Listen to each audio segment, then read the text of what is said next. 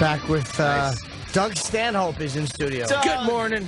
How you been, man? Hi, buddy. I'm all right. Good? Yeah. Dying. You look better than last Rotting, time. You look dying. actually really cool. I shaved. Yeah, you look good. Yeah, you like clean up. You clean up I think nice. it's sun. Yeah? You get a bit of a tan, and You people still assume out there you're in, healthy. like, Arizona or some shit? Yeah, Bisbee. Yeah? Bisbee, that's Yep. right. You're from Bisbee, Arizona. Where I just don't know what there is to do out there. Bisbee Copper Kings baseball every Friday and Saturday, 4 and 7. You're kind of a regular guy, aren't you? At home, yeah. I'm When pretty you're regular. at home? Yeah. It offsets the road. You get kind of jaded being in New York or even in the surrounding areas of New York because you have, like, the biggest city in the world right at your fingertips. So you think, Bisbee, Arizona, what the fuck am I going to do with myself? Yeah, I walk the dogs. We do mushrooms occasionally. We go to baseball games. I would assume drugs play an integral part of being able to deal with not being in a major city. No, actually, that's where the drugs only happen on the road. Really? Yeah, I don't. You know, mushrooms in Arizona seem like a cliche, but Yeah. like you gotta do it. Yeah, well, you wouldn't start doing, like, lines of blow. Town of 6,000 people. I'm in bed by 9:30, 10 o'clock most of the time. Oh, you really live like a real suburban life out there. Yeah. But I'm, when I'm off the road, I usually assumed it's a good balance. Yeah, I assumed you were kind of just out of your mind all the time. No. Either doing dope or Yeah, fucking robbing or raping or something. It just comes across that way when you're on stage. No, I'm up at 5:30 in the morning. You're a farmer? Oh, really? What do you Yeah, farm? well, you walking the dogs. You want to get up before it gets hot. No, you don't. No. I would be sleeping in air conditioning. I hate getting up early. Yeah, Hate it. well, I'm in bed early because it's one of those things. You wake up and you start drinking. Yeah. 2 in the afternoon. Why not have a cocktail?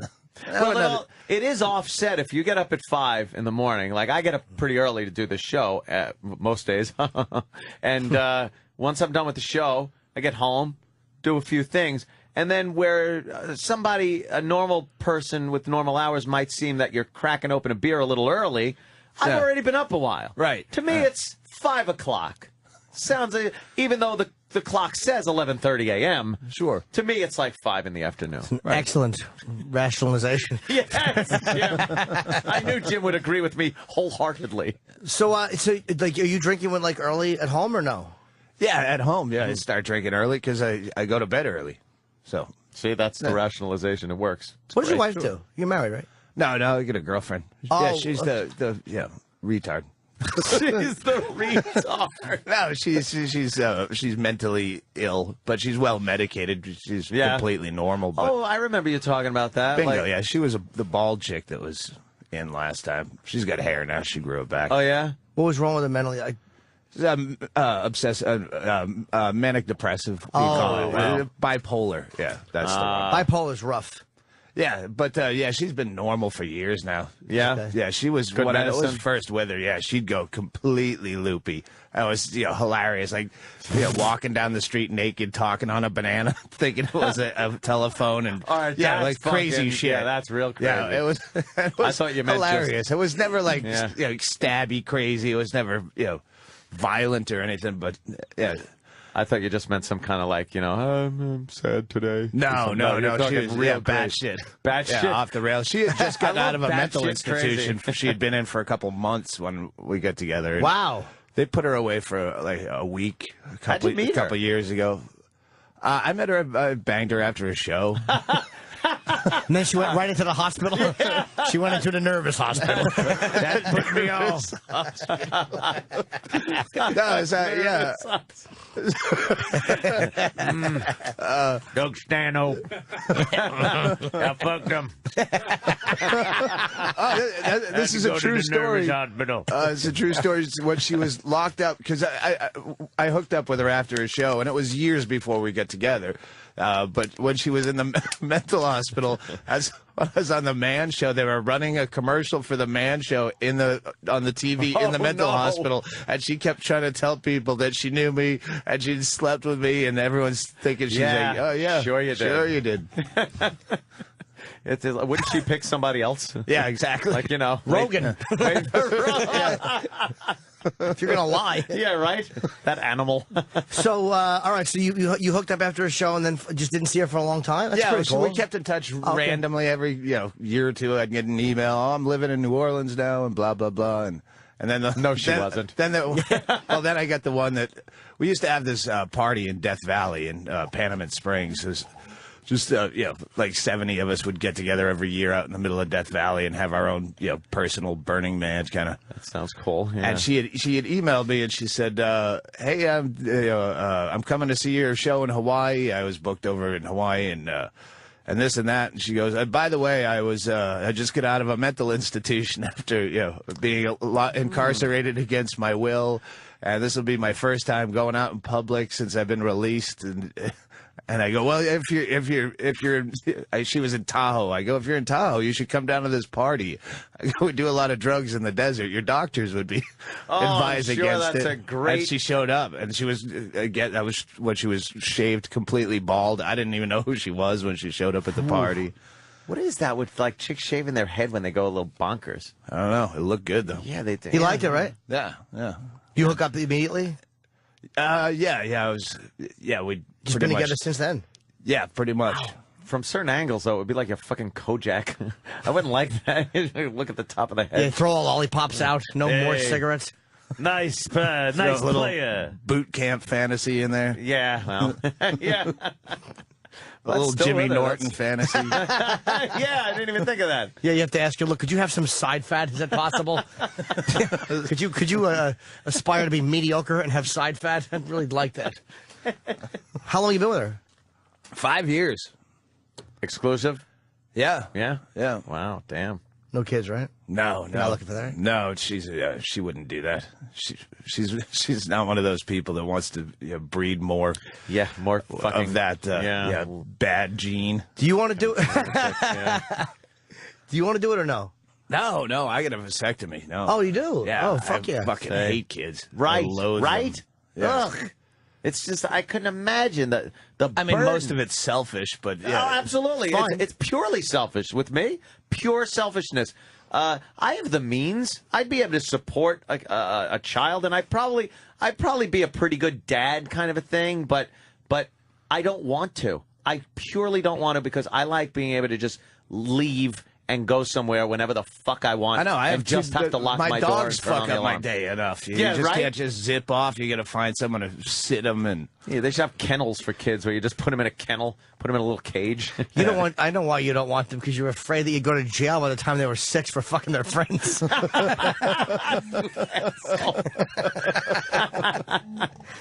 Oh, it's playtime. Who you inviting over? No, I want to register as a sex offender just to have an excuse for why my friends can't bring their stupid kids over.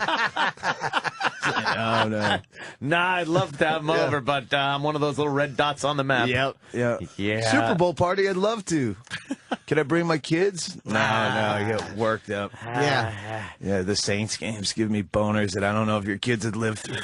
Yeah, look, if you want all their memories up to this point wiped out, bring them over. I'll be happy to clean that slate with. My siblings decided, like late in life, not decided. I think one decided, one it was a whoopsie, to have kids in their 40s. So I now have a about 2-year-old niece and nephew. Two of them for my brother and sister, and it's like I just see what happens to them. It's this complete lifestyle change where everything is based on the kid. Everything. And you're like, what the fuck? Just, it's all about packing plays and fucking having to bring shit wherever you go and car seats that look annoying to put in and take out and just bullshit stuff. Gonna face the kid backwards. It's creepy. You're driving, the fucking ghoulish kid is looking out the back window, making everybody else on the road uncomfortable. Can't even get blown anymore because some fucking 4-year-old is staring at you from the car in front of you. That fucking cock blocker waving at you. Little fuck. Yeah, it's just not for me. Ooh. I No. Yeah, when you're like my brother's got 2 kids, and it's that gives you a responsibility. Like now I'm an uncle. Well, I didn't want that title. Yeah. Well, you should call her. It's her birthday. You know, her dog died. She's really sad. You should give her a call. Why? What? I didn't blow that load. Why do I have a responsibility out of? You know. Even like cards. I don't know to buy a fucking card. I can remember birthdays and other holidays and shit where I'm supposed to send nieces and nephew cards and stuff. So I'm just like, all right, I'll peel off a few fucking Benjamin Franklins. What does a kid need? Yeah. That's me. It has no emotion to it. It's purely financial. my niece is, I guess she's almost 13 now, but she's old enough that I'll drunk dial her at 3:30. Oh shit. She never answers the phone, but I'll leave her messages. Probably a good thing. Yeah, she's just starting to turn cool, but they were both kind of douchebags as kids. You couldn't even be the corrupting uncle. Like that would be the only fun thing is you can eat candy. Fuck them up a little bit. Yeah. Right. Yeah. Do whatever your dad says you can't do, and they would go, no, that's wrong. Oh, come on. You're taking all the fun out of this. I was doing that because I had people from Arizona staying over the house a couple of weeks ago. And there was Hispanics? No, actually, one of the few that weren't Hispanic or Indian, I guess. A lot of Indians in Arizona. Not where I live. No, yeah, Bisbee. Yeah. And there was a girl there, and she's like 15, and I was just like, she's like, and her mom is saying shit like, don't have candy, don't do this, don't do that. It was always don't, and I just corrupted I was like, she goes, I want Snickers bars. She's like up on the balcony thing in my living room. Snickers bars. I'm like, all right. I just get like 4 of them and throw them up. Go ahead. How old is she? Eat away. 15. That's called laying groundwork. Laying groundwork? Yeah. Is that what I was doing? Of course. Remember when I gave you the Snickers? Come on now. Wasn't I good for the Snickers? Yeah, it's no, because I just wanted to constantly just being, held down as being a kid and kind of a thing. And I was like, who gives a shit? She got her first F. My niece got candy. Fuck it. My niece got her first F in math. Her first Nice. failing grade. When you said she got her first F, we were both ready to congratulate you. Good. She got her first failing grade, so I sent her a letter with $120 in it. It says congratulations on your first failing grade. I said enclosed are 2 bills. One says 100, one says 20. If you can tell which one's worth more, that's all the math you need to know. That's great. Take the one you like the most, give the other one to your retarded brother Harry. That's great. So do they kind of like my nephew's like 15 and he kind of likes that, I'm Jim, I'm his uncle, I'm a comedian. Like, are they at that age where they kind of think it's cool that Stanhope is their uncle? They haven't, not that I know of. Like, she thought shit like that was cool, but they haven't found my comedy. That I'm waiting. They're online all the time. Yeah. And I don't know if my brothers told them specifically, don't look at your uncle's Don't shit look online. at him. They had to have seen your comedy. They had to have. There's no way they couldn't. I don't know. The kid, the younger one, he's a bit of a savant. Oh. He's on the computer all the time, so I can't imagine. He's had to have, yeah. Yeah. It's got to have popped up. Do they ask what you do, Well, they know what I do, so Okay. you'd think that they would look it any up. time now. They've probably seen it. Yeah, they've seen it. They probably just don't want to talk to you about it because then they'll know it'll get back to him and it'll be a whole. Yeah. Wow. Or maybe they just don't want to say, well, you're not funny. Yeah, we don't get it. We don't agree with you. What is that? We're good people. Why do people pay to see that? Yeah, you suck. Yeah. Oh, you don't want to hear that. Right. I was the hero uncle. Yeah, my nephew. Wow. Well, we should. I'm a little. Certain people you don't want to. Frank Lucas is here. Oh, yeah. A little early. So we'll. Yeah, I get 3 texts from Carlisi warning me. Warning you? Don't fuck with him. didn't think you I'm would. not saying you would, Yeah. but he might not have a sense of humor. I bet he does. Sure he does. Yeah. Has to. You just put Jimmy on point. Yeah, Let him throw the first few pokes. No, I'm not fucking crazy. E-Rock wants to get him in early because he doesn't know what to do with him for 30 minutes. He doesn't have to wait 30 minutes. E-Rock. All right, we want to bring him in. We'll talk to him. That's fine. I don't give a shit. I know E-Rock is really because Doug is here for the fucking. You're here for the duration, Yeah, yeah. right? Why? What's with the fucking Expos hat? Someone gave it to me. Oh, I thought maybe you were a fan. Oh, I was a fan. Yeah? But they're gone now, Yeah. from what they tell me. Yeah, from what they tell. Yeah. And I think he's in a wheelchair too, so we have to put the What? Right, yeah, 79. All right. Don't yell at me. I didn't mean to. I meant that to be explaining. Ira, is the sound on in there? No. Okay, so what? Give us a little recon. Yes. Wait. Hold on. The mic ain't on. There Has you his go. wheelchair, comes wheeling right into the office. Hello, makes his big announcement, shakes your hand, but he holds on to your hand and he goes, "Who are you?" And he just stares at you. I'm a Fed. It's pretty intimidating. So I was like, "Hi, I'm Eric, and this is Kenny." Hello, Kenny. Grabs Kenny's hand. "Who are you?" And Kenny explains who he is, and now he's all cordial and What do you say? A moron? Yeah. Well, you mean, what am I? I'm An a idiot. dummy. Yeah. It's surprising that he's intimidating. You mean the guy who ran $1 million a day drug operation is slightly intimidating? well, when you turn around, there's this guy in the wheelchair just eyeing you, and you're like, "Holy shit!" Yeah. Does he look frail in the wheelchair, or does he look like? Does he have a handler? Yeah. Does somebody You'd push think him? You'd think he is, Yeah. but you get up close to him, and you're not fucking with this guy at all. No. Really? No. No. Even in the wheelchair or anything, there's no way you can put it past this guy that he could just, with his hand, just fucking rip your eyes out or something. How about, Really? is he with his son? I know his son comes with him sometimes. Son's a rapper. Your son. I believe that's who he's with. Okay, yeah, He's in the bathroom right now, so he's coming right out. All right, cool. Yeah. Is he finding the gun behind the toilet? Do we have the books? Is his publicist with him? I haven't found the publicist yet. He just showed up. I don't think the publicist is actually here yet. So. Very Maybe we organized. should inform him that his. Oh, look at this. Thank you. I have a salad. Salad for Jim. Trying to lose weight, Doug. Yeah, last time I was here, you said you were hitting the gym regularly and you felt better. See, by the way, Doug said that. That was the obvious, like, I like Jim, but it's not working. Oh, and it was like last time I was here, which means you've obviously stopped. You sang the same song last time, fat tits. No, it was one of those things. Well, shit, even fucking Norton's trying to get into some kind of shape. Yeah. And not me. Dude, I have to. It's like I fucking the amount of it started a couple years ago. My wanting to be in better shape because the amount of pussy that's available, like To somebody in shape? it's just embarrassing when they come over and you know they're just fucking you because they like your act or what they dig the show. And you know that they're having to suffer through this. Yes. Really. It's completely killed my sex drive. 'Cause, Wow, really? There's no way to fuck without me involved in it. You'd like to be able to fuck with you kind of out-of-body experience? Yeah, fucking, that's the only way I could, because all Yeah. I can think of is how gross this must be to you, and it just, I have no desire to do it.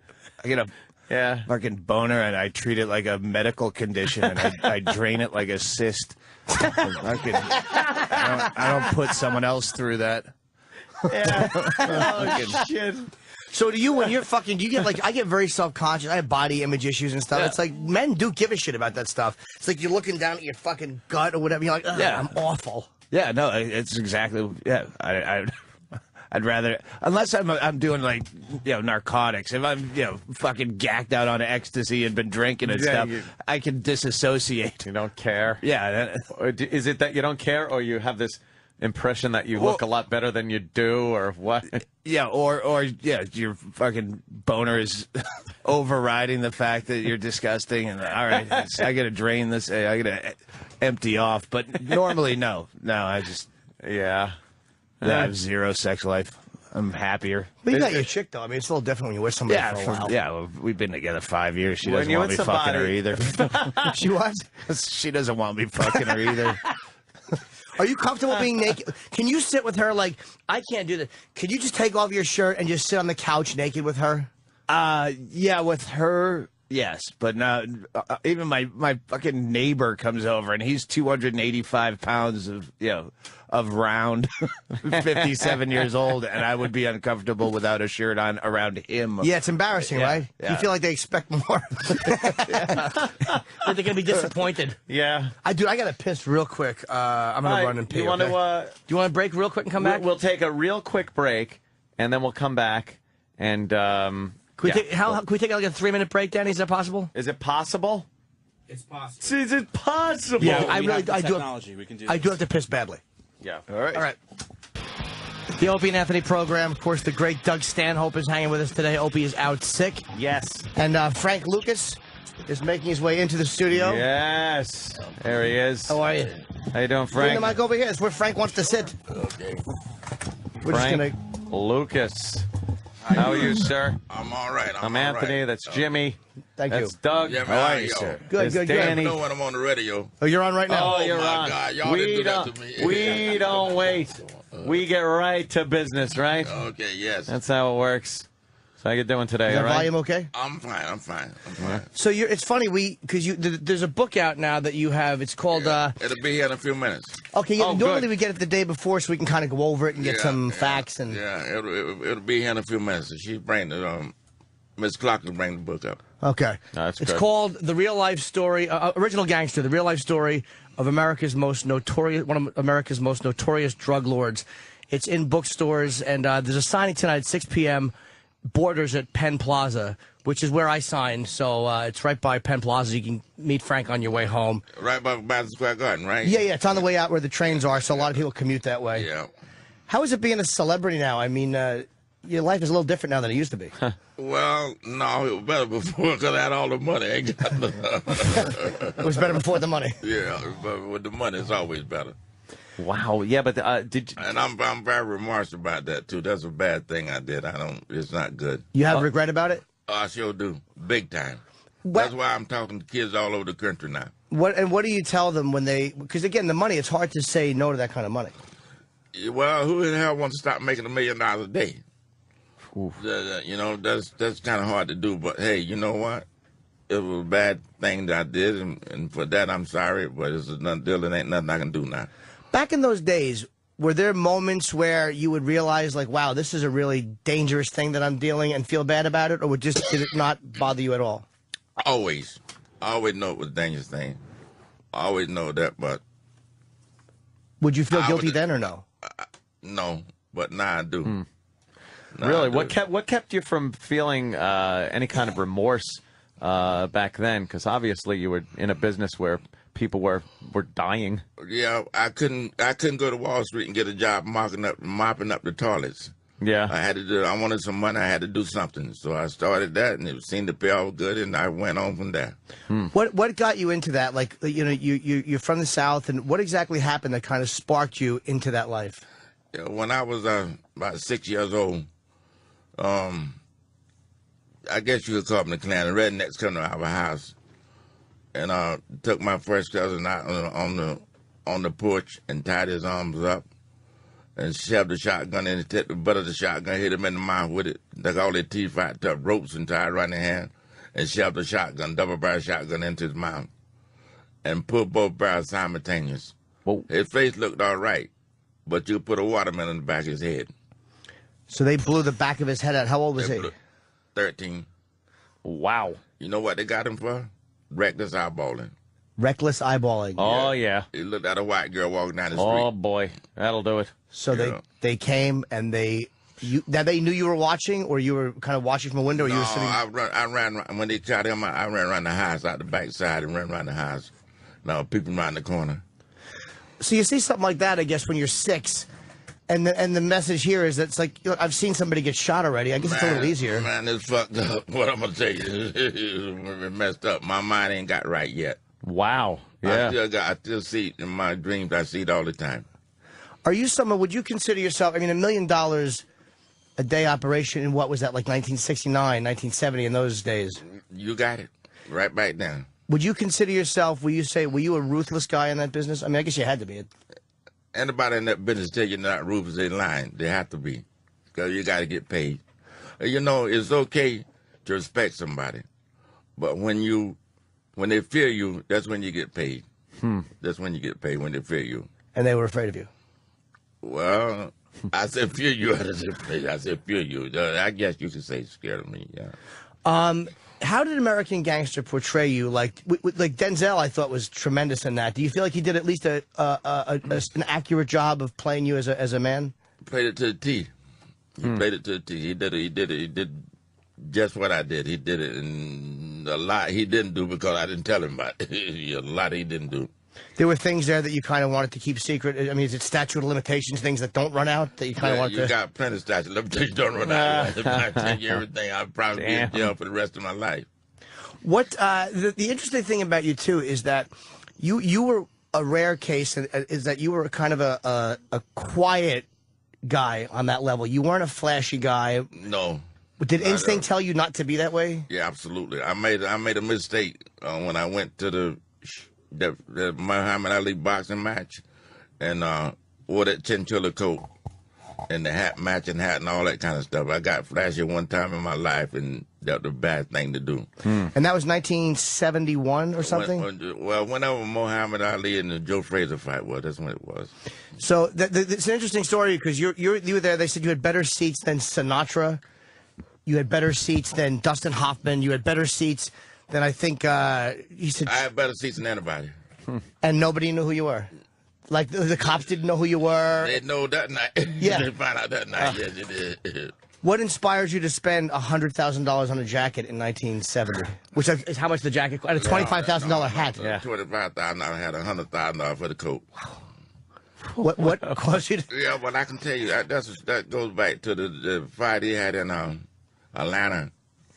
The guys from California, we come down there casual dress, going to a fight, coming casual dress. Them guys had them main coats, smoking the pipes, and big diamond rings and all that. I don't know if it was diamond or not. Get a diamond that big cost you the price of a Rolls Royce probably. But they had that on, and they was kind of giggling at us. I said, bring your ass to New York. I'll show you. So you felt like you were being laughed at by other guys in there? No, they were laughing, not the whole New York crowd. They were sneaking about. Yeah, the whole everybody from New York. So nobody come down there. Everybody come down there. That's the fight. But the guy from California, not that way. They came all decked out. So when you're standing there with a $100,000 coat, and Ali and Frazier are both kind of stopping and greeting you on the way into the ring. They did that. They shook my hand. Joe Frazier just like dude, Ali shook my hand, and Joe come by and give me a big hug and all that. So that made the cops notice. I don't know why, but they did. Well, probably because, that would definitely be noticeable. That's certainly noticeable. Yeah. And it's something you kind of said you've regretted. Yes, I do. I regret that night, and I regret what I did. It wasn't a good thing to do. Nicky Barnes was the guy that, like, I grew up. I'm 41, so I remember, I guess, 20 years ago, I'd hear about these legendary drug dealers in New York. And Nicky Barnes was the guy you heard about. He's like in jail for life now, isn't he? Yeah. No, he's not in jail no more. Oh, is he out? Yeah, he's been I out. didn't even know that. He's been out for about 2 years now, 3 years now. Oh, that's called research that I didn't do. Yeah. But he did a lot more time than you did. Yes, he did. Yes, he did. Now, you want to know, I guess you're getting to the question. The question is, did you see the movie? I did see the movie, yeah. Did you see what the cops did to me? They took like $2 million a week from me one time. They were taking from me. Ooh, baby facing them. Shaking you down? Shaking me down. They give me a key and asked me to sell it for them. And all that bullshit, But what I did was they got mad because I had an apartment over here in the house and one in the Regions. I had a penthouse in both of them, Region. And I go there and I hide out from them. When they saw me, they got mad and they locked me up. They locked me up, and that's when the ball started rolling. They told on me. Of course I got them back. So wait, the cops were taking at one point $2 million a week. That's about $6 million. More than that, about $8 million a month or something like that. They're taking half of my pay. How do you distribute that much, and to bring in that much money? How do you have you would need an army of people on the streets selling, wouldn't you? Man, I had an army. Yeah? Yeah, I did. How many people did you have working for you at one point? I had one guy working for me. One guy. A guy named Doc working for me. Doc Holliday working for me. That's all I had. I didn't know nobody else. Didn't see nobody else. Didn't know nothing about nobody else. He took it from there and right on down the line. So how did you know that you weren't being stolen from when you're kind of just dealing with one guy? No. I had a friend named, her name was Red Top. She did the cutting and everything. She passed it out, and she gave me the numbers, and I know what I'm supposed to have. Now you were really smart because guys usually buy drugs and they're cut. But what gave you the inspiration to go to Vietnam and just get it yourself from the source? Well, Bill Butel and Roger Grimsley, I don't know if you remember the them. news guys. Sure. Yeah, they used to come in there. Good evening, here now is the news. That's what he would say, and You talking about Vietnam, how the guys were getting high over there and how plentiful the drug was over there and all that. I took notice. I said, hell, I mustn't get some over there, you know. I'm going to do something. So wait, a news report on how the guys in Vietnam were getting high and how powerful the drugs were kind of inspired you. The soldiers. Wow. The soldiers. Yeah. If you make them GIs high, they're making them high over here, you know. So when you went over there, how did you know who to go to, or how did you arrange that? I mean, movie I did see, but I didn't know how. I didn't know who to go to. You didn't see that in the movie. I don't think it was in the movie. okay. I didn't know who to go. I stayed there like almost a month, maybe a little better than a month, looking for somebody. Everybody had 20 keys, 30 keys. I didn't want that. I wanted a couple of 100 keys. Oof. And that's what I got. So how did you get the drugs out of Vietnam back here? Military. Through the military? Yes. Oh my God. Come on, look at what they're willing to do for $800 a month. You get a couple of $100,000. You can get anything you want from over there back over here. Okay, so the military would help you smuggle it. Yes, they look. One guy, I get the boss. I would just go. We used to go to see the boss, and I can't call his name. I will not call his name. We go see the boss, and he would take you up from that. All you had to do is bring it on the post, give it to him. He would do what he had to do. And this is in the U.S. military? Yeah, and they tell me what way to pick it up, what day to pick it up, what time to pick it up to the military precision time. Was anybody indicted from the military? No. No, huh? No. Now, It's amazing. when you went to, did you go over to Vietnam with a tremendous amount of money to, or did you kind of expect it to be fronted? When Bumpy died, he didn't want to do that. Bumpy is the guy who you worked for. Bumpy Johnson worked for 13 years, 9 months, and 8 days. I worked for Bumpy, but he was the guy that didn't want to do it. So when he died, he had like $3 million left in the street. I went and collected the money, put it in Chase Bank, because Chase got branches all over there, you know. Put it in Chase Bank, and I had the money in the bank. All I had to do was get a passport, enough money to get there with. I had money, you know. How do you wash $1 million a day? I mean, it's because back, especially, it's all cash. You didn't read. You must didn't read about me much, because if you did, you'd know how I did it. Well, I know you had a couple legitimate businesses. You had. Yeah, no, I did it through the bank for the most part. I had a few legitimate business, but I did it through the bank. I'd take it to the bank. They'd clean it up. I'd pick it up tomorrow. Like 5 million, 10 million, whatever I had to take in there. They'd clean it up. I'd pick it up tomorrow. Chemical Bank, they got indicted for that. Oh, they did? Chemical Bank for laundering? Yeah, they got indicted for that. Yes, they did. How much would you bring in at a time? And like I don't know how it works. Like, you say you have $10 million and you want to wash it. Yeah. You bring it to the bank, and what do you? They cleaned up for me. They give me all $100 bills. And how much would they charge for a $10 million? They take 2% or 3%. Sometimes as much as 4% I have paid. All right, so basically that's not that much. That seems like No, it's not that much. No, it's not. But they were making that was a good dollar for them. So where do you keep? Once they wash it for you, where do you keep that kind of cash? In the Cayman Island. Oh, you put it in the Caymans. Yes. And I know you stored some in your house, which No, I had like $12 million, $12 million, over $500 some $1,000. But when they turned it in, it wasn't but $500,000. So you had $12 million, and they raided the house. Yeah. And they said they found $500,000. That's what they said they found. You read that in the paper. Yeah, I Oh, did read that. man. Ooh, shenanigans. Next thing you know, the cops showing up at the fight with a $100,000 fur coat on, a $25,000 hat. Yeah. Hey, Flatfoot, you don't make that kind of scratch. I don't know how they did it, but all I know, the money wasn't there. I don't know who took it or what, but I know it wasn't there. So did a lot of there was a whole corruption thing that happened after you got in trouble. There was a lot of cops that I think went down, right? Absolutely. How many guys were actually? You know, I have no idea. I don't know. I have no idea, but I know maybe 25 or 30, maybe more. And the guys that were actually taking from you, they went. Like the guys that were taking you down. They told on me. I told on them. Simple as that. I told on them. Have you, like, being a guy who's kind of been? It's amazing to be. You're 79. Yeah. And most guys in that business Don't tell my age on the radio, man. Oh, I'm sorry. I'm only kid. I'm only kid. I'm 79 years old. But I most was born September 9, 1930. most guys don't, in that line of work, don't make it to 79 to kind of come out the other side of it and write books and talk about what happened. Well, I don't know about most, but I know I've been lucky, I guess. I guess I've been lucky. How have you seen that changed? Like, you know, I mean, there's always guys dealing drugs. How is the mentality of these guys changed now from the time when you were doing it? Well, it's different. Back then, you had rules. The kids out there, they don't have no rules. They kill one another, murder one another for nothing. For $20, they'll kill you for $20. They'll murder you. We didn't do it back then. Like Bumpy and all the old time, they had rules. I fell in the same footsteps. I had rules I went by. What was a rule you think that you would have abided by that today that they just don't care about? The rules I've abided by, you got to be straight. You see, that's why I had most country boys work for me. You can trust a country boy. You can put $1 million in his house, and his wife and kids can be hungry. He won't touch an 8 penny before he come tell you. But a city boy, that son of a bitch would steal your eyeballs out. That son of a bitch steal your eyeballs out. I had people I could trust. Put it that way. If they legalized drugs, would you get back in the business? No, I don't want nothing to do with drugs. Would you franchise? No more drugs. No more drugs. No, absolutely not. All right. Absolutely not. No more drugs. Never.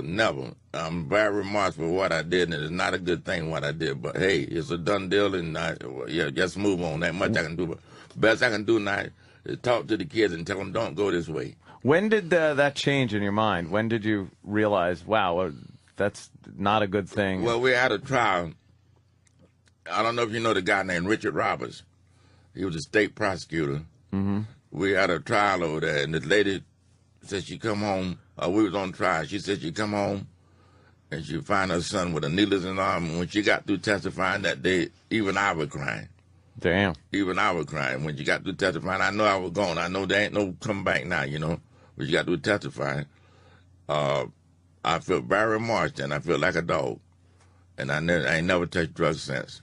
Because hearing somebody actually really describe what it was like to watch. It was like, yeah, she told the whole story. They must have practiced her 2 months, 6 months or so. Oh, damn. She know every word. She know how to put. Oh my God, that lady was. Hey, and you'd have been crying if you sat in there. Before that, it was just business for you. It was just business as usual. Yeah, it was a product that you were selling. My wife tried to get me to stop a long time ago. But who the hell wants to stop making $1 million a day, you know? That's hard to just stop. Yeah. Stop right in your tracks, you know. Oof. And I moved from a couple of hundred to 3,000 keys when I go over there and bring it back. So 3,000. I stopped drinking and doing drugs when I was 18, so I don't know how much does a key cost and how much does it resell for? Well, in New York over this way, it was selling for like maybe 80,000, 70,000 per key. Over there, I was paying $4,200 for it. Oh, wow, that's a hell of a profit. A lot of money. 4,200, and it sells for 80,000. Oh yeah, and if, it was like 100%. I never got nothing under 98%, like 100%, and I could cut it half in two and sell it over here for 80,000 if I wanted to. Yeah, so that's. But I had a street business going. I was selling a lot in the streets. I was selling $100 million a day. That was just my street business. It had nothing to do with the wholesale. So you didn't have people that were selling to people that were using. Were you pretty much selling bulk to other dealers? No, the guy named Doc, he run the street business for me. Oh, okay. And how he did it, I know, but it's a long story, so I don't have time to tell all that here on the radio today. But anyhow, he run the street business, and I run more to the wholesale business. Mm-hmm. What was the name of? Didn't you have the name of the actual Blue Magic? Blue Magic. Yeah. And that kind of became legendary on the streets. Yes, it still is. Yeah, I mean, if anybody's saying Blue Magic, they know exactly what you're talking about. You could sue. Yeah. Sue for copyright infringement. You go in court with that, the judge. Yeah, right. I don't think. Lock you up. Yeah, I don't think that's. Are you all right? You're right? Yeah. Yeah, Sam. Okay. Sam's Is he bothering you? No, okay. I don't mind. I would love to see you punch Sam. That would really make me happy. Sam He bothers us. Thank you. So that's good. They bring the book in a plastic bag like it's some kind of drugs. What are you doing? What is that? It's the film American Gang. I want to get the book signed, but I said, let me see if I can get Frank to sign I'll the autograph it before I leave. Sure will. So, now the thing, do you think the RICO statutes, which kind of put a lot of years on people, did that change the whole game as well? Because now guys couldn't just take a 5-year hit. No, the RICO statute, that was a prosecutor dream. It didn't have to go that much to convict you. All they had to do is somebody, like we sitting here talking about drugs now. They know you're not in drugs, but they come back, y'all talking about you should have told the courts or whatever it is. You should have told the courts. And you didn't know. You know about it, so you should have reported it. You know, as a Rico style, they can get to anything. So then Jimmy tax goes evasion, away, yeah. They put everything together So they could kind of lump us all in as conspirators. and I think that the thing with that is this way they get lower guys to roll over on the guys. That's exactly. I'm telling you, when I was in court, I had guys that I never seen before. They said they worked for me, and I, who the hell are you? You know, where do you come from? Sat up with a nose running, snotted, and high in the courtroom, telling me you worked for me. No, the hell you didn't work for me. They would just try to give something to lighten their own sentence. That's exactly what they did. What is it like when someone is testifying against you? Terrible. You don't want to hear it. You don't want to hear it. No, you don't. Does it make you angry? Oh, of course it do. Of course it make you angry. Somebody telling something on you where you know you didn't have nothing to do with it, that will make you pissed off too. Did you ever have to face somebody in court who you had trusted at one point, who like at one point you would have confided in them, and then just to hear them blabbing? Well, once I had a guy named Charles Morris on the stand testifying against me, and he helped me out. He really helped me out. I didn't get convicted because his testimony, he know what he was doing. I know him. He know what he was doing. And I would like to shake his hand today, but I don't know where the hell he's at. Oh, so he didn't hang out to dry. No, he didn't. He helped me out. He helped me out. He got on the stand. He helped me out. He couldn't remember. Bye. And when the defense lawyer asked him something, well, that way ain't the way it was. That bye. Oh, he might have had a change of heart. Yeah, absolutely. I don't know if they locked him up for that or not, but I know he helped me a lot. I would think a lot of people would be intimidated to go up against you in court like that. Yeah, man, he helped me out a lot. I'm telling you, I didn't get right there. How do guys now treat you? Because you don't know many ex-drug dealers' names. I mean, and you're like a legendary guy, especially since the film. Do guys kind of approach you now and try to ask you for advice about it, or what's the reaction of guys in that business now? I got a lot of people asking me for advice on that, and I tell them like I'm telling you, man, stay away from that. That's no good. They got so they don't ask me no more because they know what I'm gonna say. They know you're not going to give them business advice. No, hell no, I'm not gonna do that. Business advice. No. Well, I mean, I know it would just seem like an odd thing to do. But yeah, but it's the truth. They do. They It's actually the truth. come up. It's the truth. Wow, Yeah. that's a dumb thing for people to do. So this was also interesting to me too. In the '80s, when crack became, that also seemed to change the way business was done. Crack changed the whole thing. Well, see, cocaine used to be a rich man drug, and then it got so they refined it down to crack, and everybody started smoking it, and they went crazy. They went crazy. Smoking that shit went crazy. That's what they did. You know? What do you think is the Jamaican gangs at one point, where they seem to be breaking a lot of rules that like the mafia had, that other traditional drug dealers had? Like when they shot Ed Byrne, the cop, I think it was his name, Ed Byrne, they executed him guarding a witness. It was like they were just doing these things that other guys didn't do, which kind of forced the police to react. And I think they react in an appropriate way in a case like that. You just don't do that. If the cop get you, you got. You don't try to kill no cop. No, you don't. You take when that's their job to catch you. They catch you, say, hey, they got me. That's it.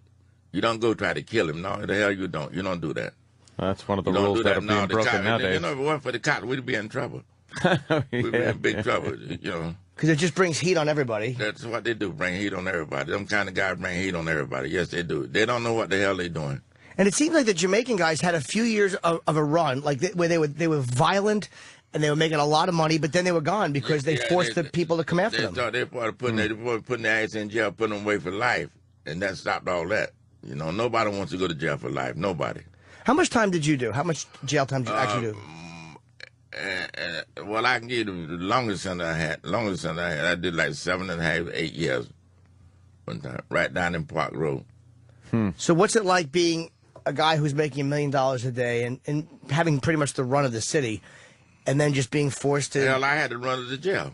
Oh, you did? Yeah. I don't know why I would assume that he'd go to jail and nobody would listen to I had to him. run to the jail. Yes, I did.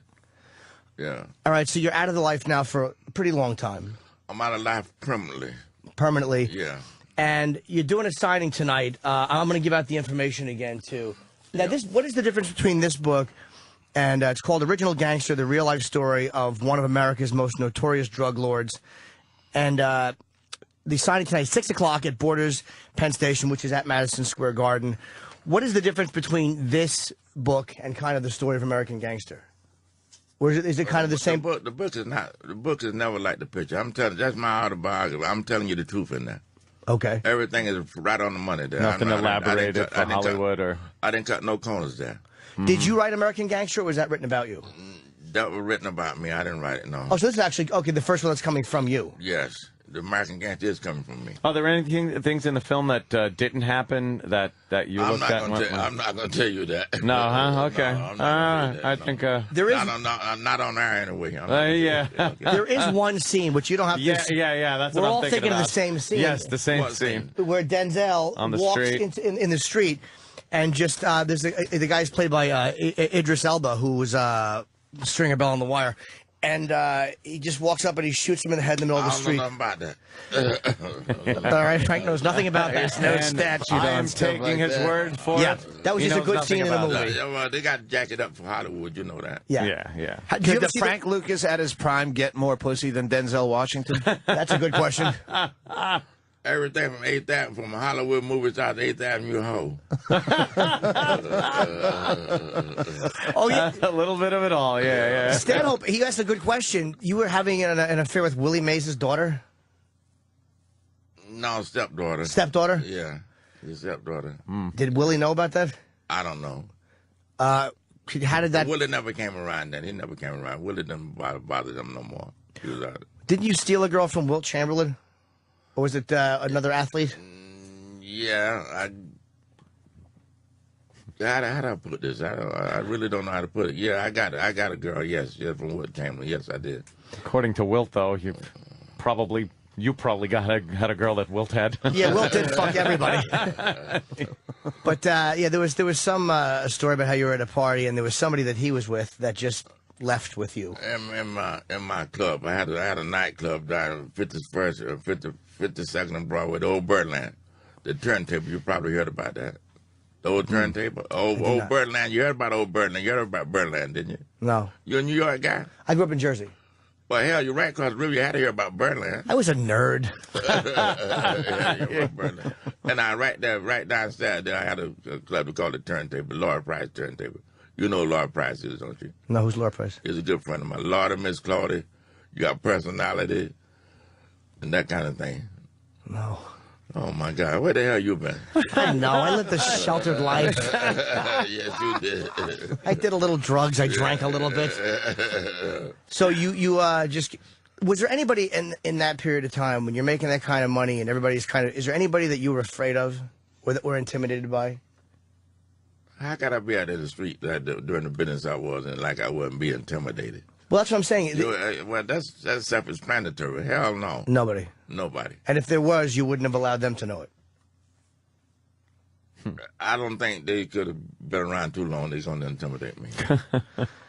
That is pretty self-explanatory. It is known as a business that you don't want competition It's a dirty around business. you. Well, hey, I didn't have no competition because stuff I was getting, I was putting like 10% in the street. Everybody else was putting like 5, 6, 7%, and they bought my stuff. But I didn't care who sold beside Yeah, you me. don't They see just- that work ethic with drug dealers nowadays. No. That's something of the past. You just get shitty drugs now. Did you have situations where there were people that were kind of trying to edge in on your business and had to be dealt with? They could sell right beside me. I didn't care because they weren't going to buy their stuff anyway. They were going to buy my stuff. I had the best stuff. I told you I was getting it for free almost. You know? They couldn't compete. So a lot of times the big violence happens because guys are fighting over territory. I Or know you see that. See that's bullshit. If you're out there in the street and you're in the drug business, you got to have the best. Because if you don't have the best, you ain't gonna make no money. So you got to have the best. I made a lot of money. I had the best all the time. were you always afraid, like, all right, this is going to end someday? It's like you're pretty much just living like, I know this is going to end very, very. I mean, what's your mentality when that's happening about getting caught? I was a damn fool. I didn't care what. I didn't care what. I didn't think about tomorrow. You're just living day All to I did day. was Yeah. save my money and put my money up and make sure that when I got ready, I could retire, never have to worry no more. That's what I did. But the government took all my money. Yeah, what would you say on tax? Like, would you file taxes back then, or would you just not? Or Now you want me to say that on the radio? Hell. Oh, yeah. Plus, you did have legitimate businesses, so that could have. Yeah. I pay tax. I pay tax on my business and stuff. Yes, I did. But you went to jail. I mean, you did your time. It's like you're free and clear now, right? I mean, Yeah, I don't know nobody nothing now. It's got to be a nice feeling, right? Yeah, the best feeling I ever had. And You know what I'm saying? You're talking to you guys now. Back then, I couldn't sit you and talk to you. No. I would probably ask you a question. You'd probably tell me to shut the fuck up, and I would. And walk out the door. Smack him in the head and tell him to Walk shut out up. the door, Yeah. Is this your first? Have you done book signings before? Or is this your first one? That's the first one. Okay, because today's Tuesday. Bookstores come out on It came out. Wednesday. It came out yesterday. The book came out yesterday. and today's your first signing. It was my first signing, yeah. Well, if you want to meet Frank Lucas, honestly, a legendary guy, a real gangster. Like, it's like Hollywood talks about gangsters. You don't get many of them in studio. Yeah, true. I don't know about the gangster part, but I live my life. I put it that way. Well, I would certainly consider you one, and not in a bad way. Of That's course. your business. I'm not fucking with you. The book is called Original Gangster, the real life story of one of America's most notorious drug lords. Tonight, 6 o'clock. It's Borders, Penn Station. I did my signing there. Again, right at Madison Square Garden. So if you got to catch a train back to Jersey or Long Island, feel free. And Great. I'm happy you came Fantastic. today. And Best of luck with the book. thank you so much for coming in to see us. I appreciate that. And you're comfortable taking photos with people if they go to the signing? I have no problem. I have no problem with that. And you guys should have me back sometime. We would have you back. Yeah. Yeah. Wait a minute. Now, who word I got on? You or you? Who word I got on that? Mine. Okay. Jimmy Norton. You can pretty much just show up and come in. I don't think anybody's going to tell you not to come in. No, but you let me know. Call my what you call it? She'll put me. She'll send me here. Because I'm sure you still know plenty of people that could do damage to a little lumpy white man. Oh, I ain't in that life. I just told you. You're with a very quiet guy, but he looks like he's a problem. So. I'm not in that life no more. That's my nephew back there. Oh, it's your nephew? Ricky. Hi, Ricky. Hello, Rick. How y'all doing? Good. Oh, yeah. Where are you from, Ricky? You from New York? From Newark, New Jersey. Newark, Newark, okay. Newark, New Jersey. Yeah. Yeah. This guy here from Jersey too.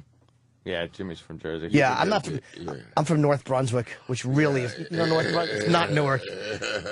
So very softer. I'm from Long Island. They get a lot of killers in Newark. You read about it all the time. Oh, Yes. yeah. Read A about lot it all of the a time. lot of gangs. Yeah, a lot of gangs, gang violence, the Crips and the Bloods and all that shit. Yeah. They going crazy. That seems very unnecessary. All that killing I would that's gone think for so. nothing. I would think so. But they young boys, they want to do their thing. Have at it, y'all. What happened to fist fighting though?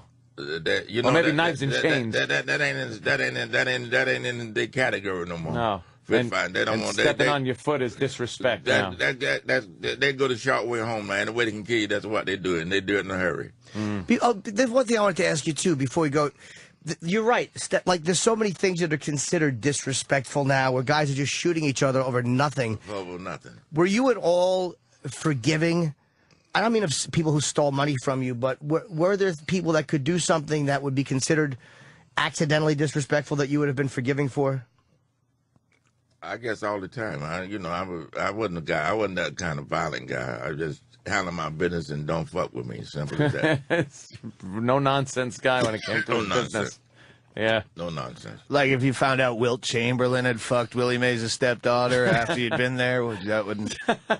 Now you're out of line. Damn! I knew Stanhope would fuck up. Yeah, we knew if anyone was going to fuck up, it was going to be him.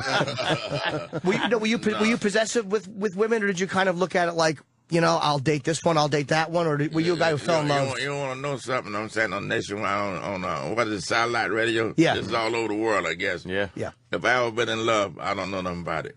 Really? I don't know nothing about it. Do you feel like you? Well, yeah, one time back when I was 18 or 19, I was crazy about this girl, but that's about it. You feel like you missed out on something by having the life that you had and missing out on maybe, the love and a family life? I don't want to be there. I was a family man. Don't mistake that. Don't take no mistake about that. I was a family man.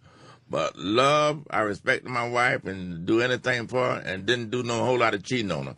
Not a whole lot. Not a whole lot of cheating on her. But it's a fact. Didn't do a whole lot of cheating on her. But what I did was kind of kept it clean and did what I wanted to, inspected my home. Sometimes I wouldn't come home for 3 months. Wow. So that'll be in La Paz. That's Bolivia. I've been in La Paz. Or in Chile somewhere. Hawaii. All over the world. I'd be. I'd be. So I'd go someplace and I would do what I call backtracking. Lay up in a hotel on the sandy beach somewhere and think back through the years and see how I did it for the last 2 years with the cop close to me, what I did wrong, what I should do, how I should clean it up. I was out there 14 years before they even know my name. Oh, so you would basically go away and just kind of collect your thoughts and strategize. Exactly what I would do. Exactly what I would do. Assess what you're doing wrong, maybe fix a few things, to stay a couple of steps ahead. Spiritual retreat. Yeah, right? Do all that and straighten everything up and clean it up.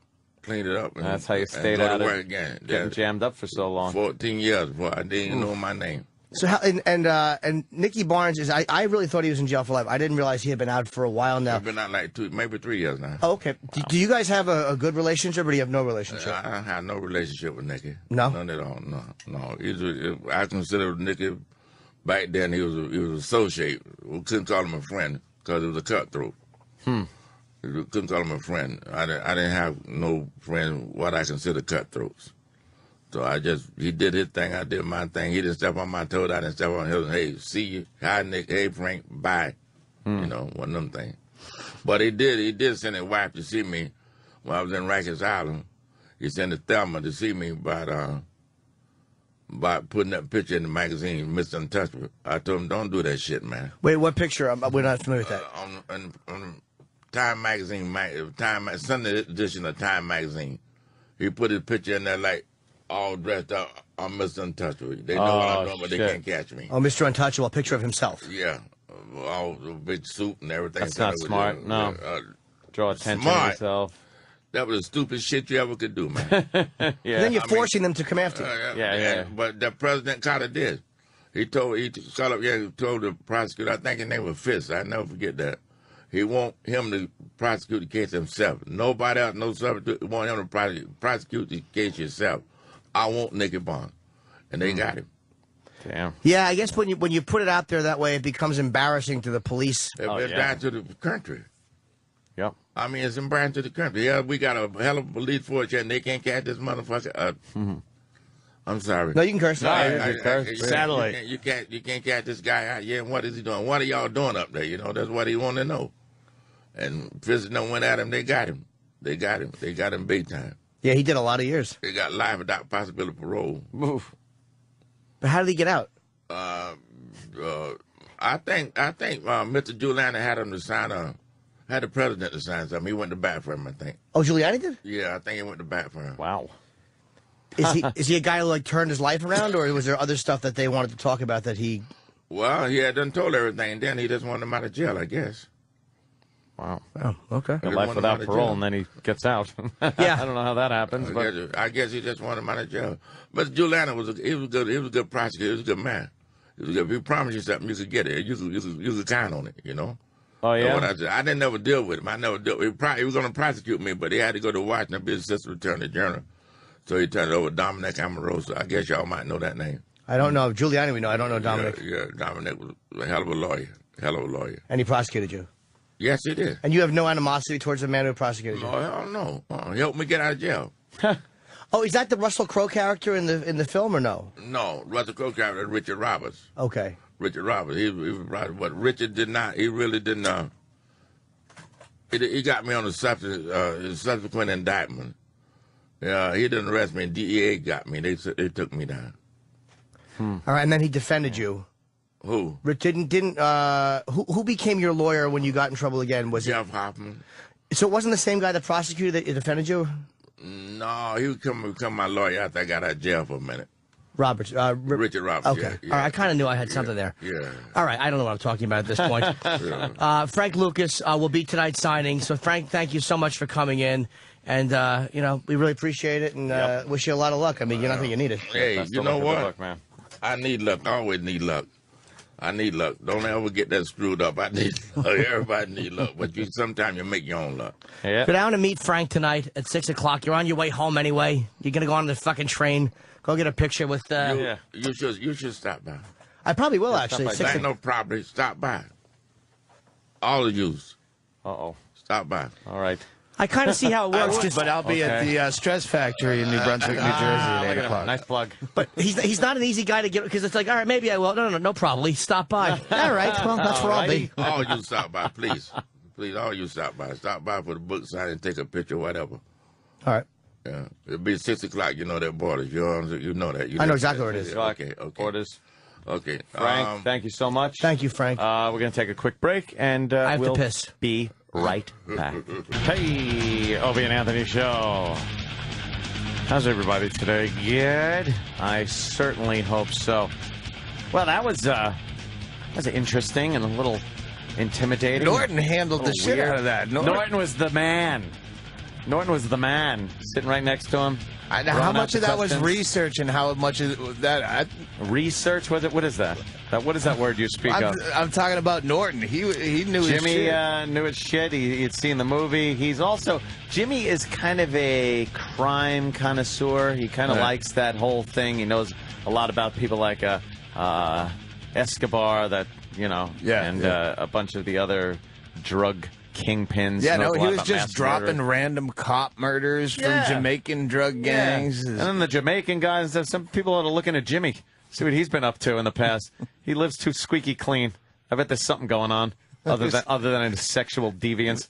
After Frank Lucas leaves, Jimmy's got the book autographed, and he's cracking the book and he's thumbing through the pages, and he puts his face down in it and sniffs it like it's pussy. Yeah, Jimmy likes smelling books and electronics. Like if he Is opens it up just a new ink electronic smell, or does a it's different the new book have a page different smell? I think he just likes the new page smell. I understand a piece of that. I mean, like, I like the way, like, when you open up a new piece of electronics, like, it does smell good. And, like, if you get, like, a new Xbox game, like, that new game smells New game kinda smell. Good. So I kind of understand that whole thing. I get it. But it was like, well, growing up with the dittos in school. We got the dittos. Yeah, it came off. It was like the blue ink on the thing. Oh, the mimeographs. And it smelled. They would say, take one and pass it back, and you would, and then you'd smell that. It was almost like 5th grade drugs. Yeah. You're like, oh, that smells good. I like that. But Jimmy, kind of likes the smell of books, electronics, and Sharpies. A brand new Sharpie smells really good, too. It does give you a nice little, like, oh, that's good. Tangy. That's tangy. Jimmy Norton, we were just praising you on your interviewing wonderful skills. interview with your fucking research Frank, and knowledge. And Oh, it was thanks. good. I thought I was being horrible, actually. No, it was very good. Oh, thank you. Because when you get an old codger like that, sometimes it's hard, they don't really elaborate much on things. That guy did need subtitles a few times. It was a, He was a Southern tell, guy. when he was talking about the witness that he was facing, I couldn't tell if he was helping him or fucking him over. yeah, he's It's holding like, me up. He's holding me up. He's holding me up. Yeah, it's a heavy He's holding me accent. up. And I'm like, all right. Did he help you? All right, do you want to shake his hand or shoot him? Just tell me that much. What do you? Joan Rivers is in the. I just hired Joan Rivers, and she went through. Oh yeah. Yeah. We don't get her on the show. Oh, Jones here. I fucking love her, man. I wish she would come on. She's doing a pre-tape at Ron and Fez. She'll be on Ron and Fez today. Oh, a pre-tape. I'm assuming that's what it is. Yeah, if she's here till 11, she's gonna do that. Yeah, why Have you met her why does- before? come on. Many times, yeah. She doesn't remember me, but I got a photo with her, and You're not very memorable. I really someone like Oh. that though. She's iconic. I don't take it personally, but I really love fucking. She's the funniest person. She's fucking hilarious. I wonder why she doesn't just pop in. I don't know. It's probably either because she thinks that us and Stern don't get along, or it's about her. Who knows? I just don't know. I don't even see a problem between the I don't either. two camps. It's like there's too much time, too much water under the bridge. It's like now it's just silly. Yeah. It's just like, all right, you know what? They do their thing, we do our thing over here, and we meet in the hallways. I think a lot of the audience likes to hold on to it because you know something. You're right. A lot People of the are audience always does. happier if it's a contest or some kind of combative situation. Yeah, if there's some kind of battle going on. But the truth of the matter is, we haven't had a real reason to go at it for years. I mean, it's fucking. You know, we buy cars from Japan now. We drop 2 bombs on the motherfuckers. Jesus Christ, you could get over things. Yeah.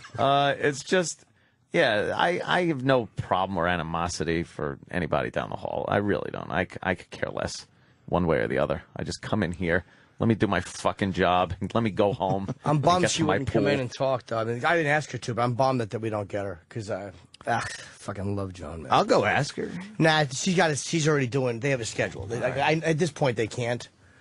Yeah. So what? Ron and Fez are Thank doing you a. I don't know. I'm assuming. I don't even know if she's with them right thing? now. Maybe she might actually be in live for them. I'm just assuming that's what it was, but I could be wrong. I listened to Ron and Fez on the way home, and I'm so bummed about the Dave situation. Yeah, man. So bummed about that. What's It's the like, Dave really, situation? Dave, Eastside Dave is was a guy that was on their show, and he just couldn't afford to keep doing their show. A 3-hour commute each way from Jersey to here, and I guess that he tried to get a raise, but they didn't want to give him what he was asking, what he needed to actually do the job. Yeah, look, that leprechaun-looking motherfucker. Look at his picture. I hear about Ron and Fez all the time. I hear really good They're things. great. but- They're great. And Dave was just a great addition to the show. And now, to hear the show without him, there's just such a huge gap, a huge hole in the program, where like Ronnie will say something, and you know what Dave would chime in with. It's like, and you're just waiting to hear his idiotic mouth open up out of his big pink face with his curly, raggy red hair and say something funny. Everyone thought it was just a bit, too. Like, everybody was like, okay. No, he was really an idiot. No, no, I know everybody thought it was. All right, he'll be back later on in the show. Oh, gee, well, like Ron and Fez haven't works in the past, especially with Dave and things like that. It was one of those things, but unfortunately, it is true, and he's missed, man. I missed the guy. I was texting him the other day. It's like fucking sucks. They just have a producer curse. They really do. I mean, first with Harry T. Well, first when they had to have Earl. And then Earl. That was the curse when Earl didn't leave right away. And yeah, they do have just a. How come we can't have a curse like this? Oh my God! We do. He stays. Ours is like a, Fucking embedded tick. you guys have forgotten And in about. scale, it's the same size. You guys have forgotten about Pitsy. Ah, right. Ron and Pitsy. Fez super producer Pitsy. Pitsy was another one. Al Dukes, who went on to bigger and better things. Yeah. Is he still over at CBS, or did they unceremoniously throw his ass out too, like they do everybody else over there? I believe he's the executive producer of Boomer's Morning Show. Is he? Yep. And what about the other guy that was the producer or intern or some shit over there Pitsy? at CBS? Oh, CBS. CBS. Yeah, you ended up like almost being our boss. I just forget these names I don't know what you're because talking I about. could give a shit. He was the guy we like had to report to. Oh.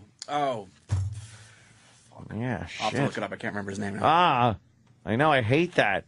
Yeah, why is it when you need a name of somebody and you're trying to think of it, you just fucking just draw a fucking blank? The bosses didn't talk to us much over there. No, We were more like we were XM property. you guys were a burden over there. You were So, XM just- property, and there was no reason for you guys to be there. We were basically As far like as they were concerned. the CD players, the producers. Yeah, it's all it was equipment, just whatever. a machine. Yeah, Yeah. that's it. But now the Eastside Dave, and what's he going to do? Work at that if he moves down to where? West Virginia? North Carolina. North Carolina? I don't know, one of those states, and works at his uncle? That would be awful. At his uncle's factory that makes, you know what they make? You know those seats that go up the stairs for old people? Ah. They're connected to the wall? Yes. Could you see Eastside He makes the Dave dicks that working get at- nailed onto those seats. He tests them. Make sure they're not too short. Oh, God. Oh, yes, it was Chris Oliveira, yeah. Oh yeah, we See had how very, soon we very forgot. little interaction with Yeah, him. Chris was he was a get me coffee shithead guy at NEW for everybody. And then, he's like your boss. And you're like, no, you're a get me coffee guy. And so that was weird. And I don't know. So then Eastside Dave, they should have just paid him. Guy's such an asset to the show and Yeah, I know. shit like For what he that. was looking for, it would I have been know. a drop in the bucket. And I'm not going to sit here and, and badmouth the company. I'm not going to sit here and just badmouth the company. I mean, they got their reasons for what they do, however inane they are. This company sometimes. sucks. Yeah. Sorry, I had Yeah, nothing to lose. damn I it. thought I'd throw in for you. But it's like, in this situation, as I see it, the guy is such an asset to the show. Was, which made him an asset to the company. And as far as on-air talent goes, they can't be treated like the guys that work in the office. I'm sorry, it's just a different thing. You can't use a slide rule of pay raises to dole out to the talent, because some people don't deserve what they're getting. Other people deserve a lot more than they're getting. And Dave was one of those guys that deserved a lot more than he was getting. That was a problem, though, because when you pass it through HR, his title says producer. But he wasn't a producer. But it doesn't matter what he was. It was... Which isn't considered on air. Right. So he can't just go... But you know what? Take the semantics and fucking... Look at the guy. Here's a look person, at what he's a human doing. being. Yeah. No, he's a guy, fucking title on a piece of paper that says producer.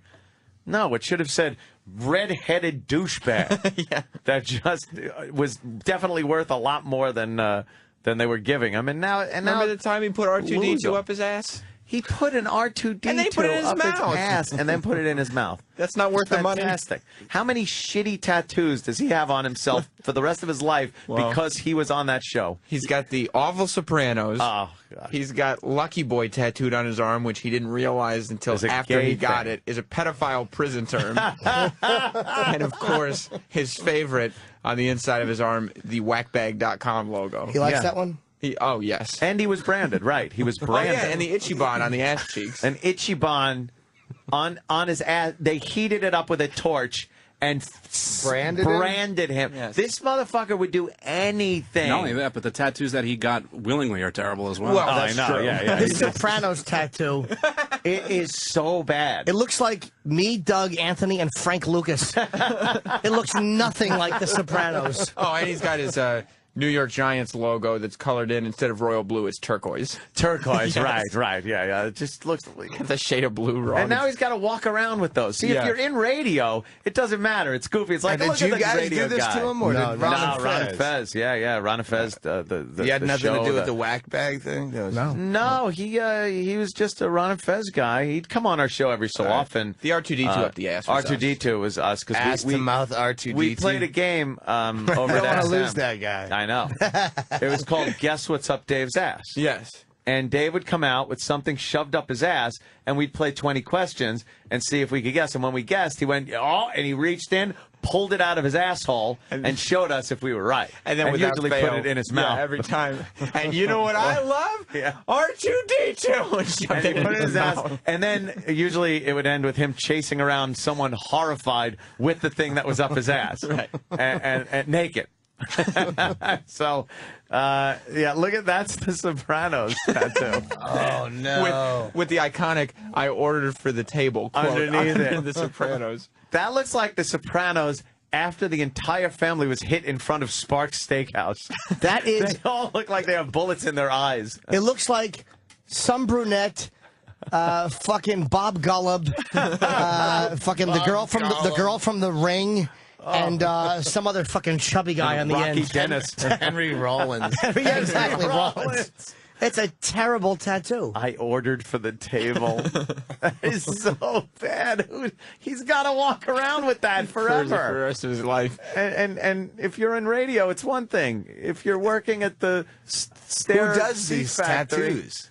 I Some guy who think came in and did it. Governor Patterson. The seventh caller?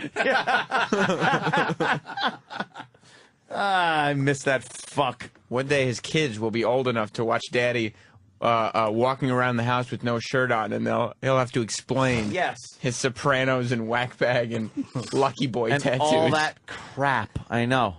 Oh, These commercials just fucking sicken me. it's I just. know. How do you, all these abs? Yeah, all these doctors, like 60, 70-year-old doctors. And my libido, this is what he's saying right now. And my libido is stronger than ever. And you're like, oh, you're fucking 60 years old.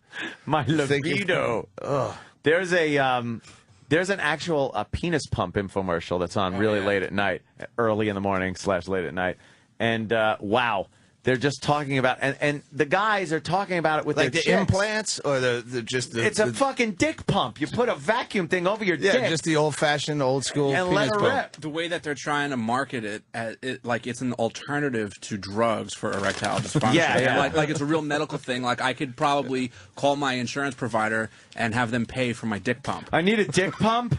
Yeah. What's your insurance provider? Yeah, I got Oxford. Yeah, we don't really pay for the dick pump. What about the Obama health plan? Will that pay for my dick pump? Yeah, who's dick pump? Sounds like a guy who works at a gas station or something. Oh, Chip Chipperson. I got it. Is that a new character? Dick pump? Oh, I see it coming. It's called Chip. the Postivac.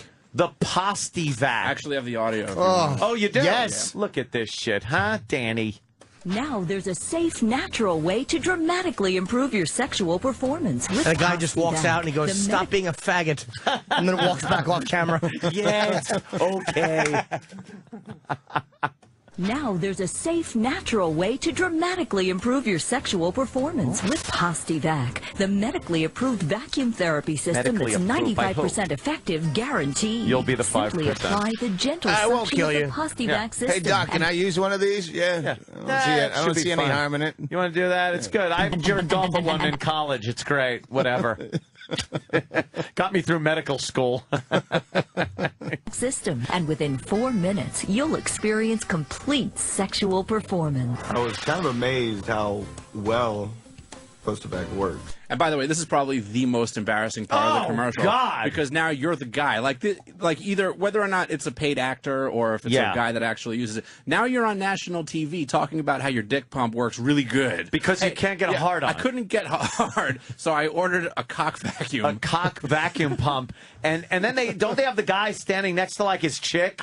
And she's looking at him with a smile. She's like, yeah, his dick works now because he got a vacuum for his dick. Well, that's what always got me about the Viagra ads and like all the stuff that you'd find in the back of like men's magazines and everything. Yeah, because there'd always be some silver-haired couple and like they're all smiles and everything. And I'm just like looking at this old woman going, she's happy that she can get a hard dick in her now. Yeah, she's real pleased. Like that's all that they're really saying here is that like she got a wet noodle cock in her for 20 years.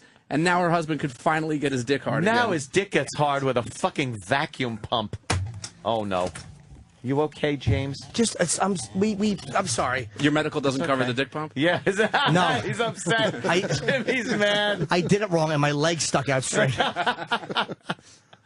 That's what kills you about Norton is not only is he that fucking funny, but he's that funny peripherally. He's on those fucking phone texting most of the time, running in and out. I don't know what he's doing out there trying to fucking get his taxes done, and that funny out of the side of his mouth. I know.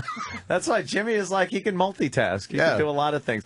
He must be getting a picture with Joan Rivers. Is that what he's doing? I have no idea. Or he's trying to get to the bottom of or a picture with somebody else. No, it looked to me like he was in get picture mode because E-Rock was taking him over somewhere. Well, I've only seen rage like that from Jimmy when it comes to not getting a celebrity photo. Exactly. And I've seen it several times in here where you'll just get a wave of just sheer hatred and angst and son of a bitch. Did you fuck? Couldn't get a picture. Fucking publicist. Fuck him.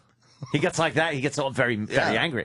But he ran out there and went down the hallway where guests usually come popping out. So I'm assuming maybe photograph.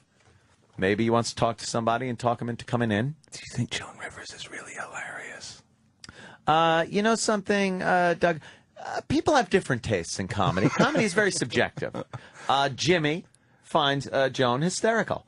I was going to say, when he said that, I was going to say that I think she's and then I realized that I only know Joan Rivers recently from Celebrity Apprentice. And then I was going to say that I thought she was a real fucking horrible cunt. And then I go, oh, wait, I'm going to look like a complete dildo because I'm saying this based on Celebrity Apprentice.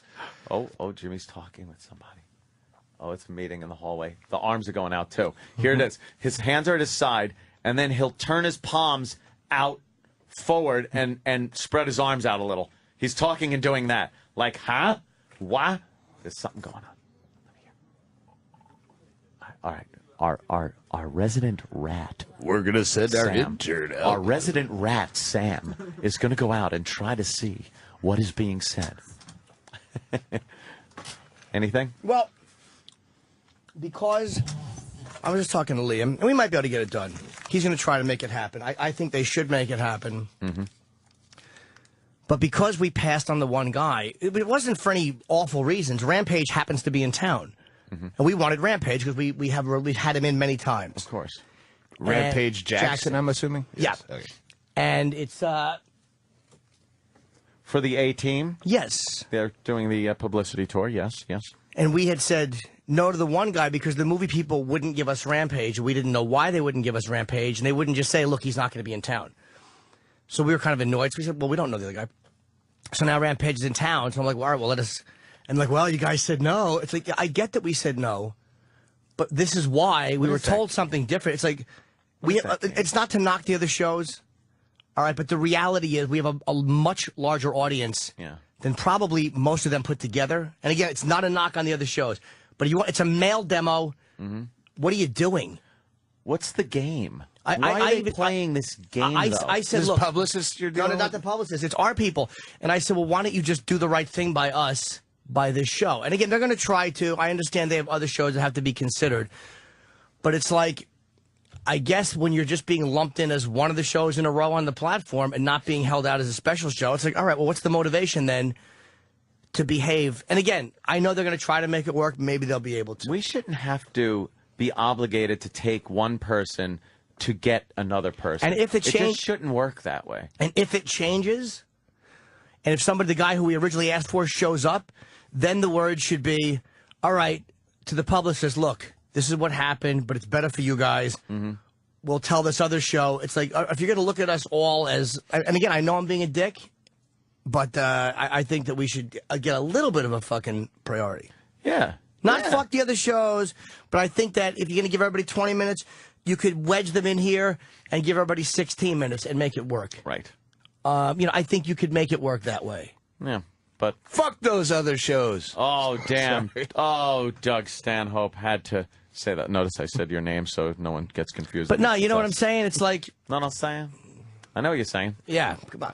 It is. It's silly. I don't know why we have to be auditioned with another guest in order to get the other guest. I don't even think anybody did it on purpose. I think that he just happened to be here.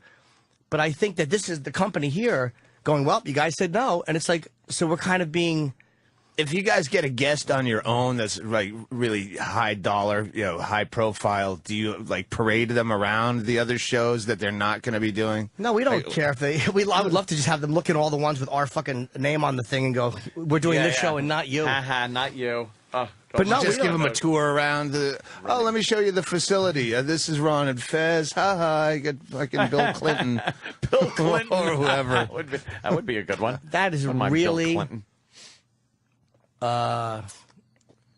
Bad, stupid, idiotic. Give me some clues. Not even mad about it. I'm just kind of speechless about it. I mean, but Liam's going to try, man. I know he's a good dude. He's going to try and make it work, but come on, man. We'll see what happens. We'll see. I know. I don't like the little bullshitty things that go on like that because we should get him.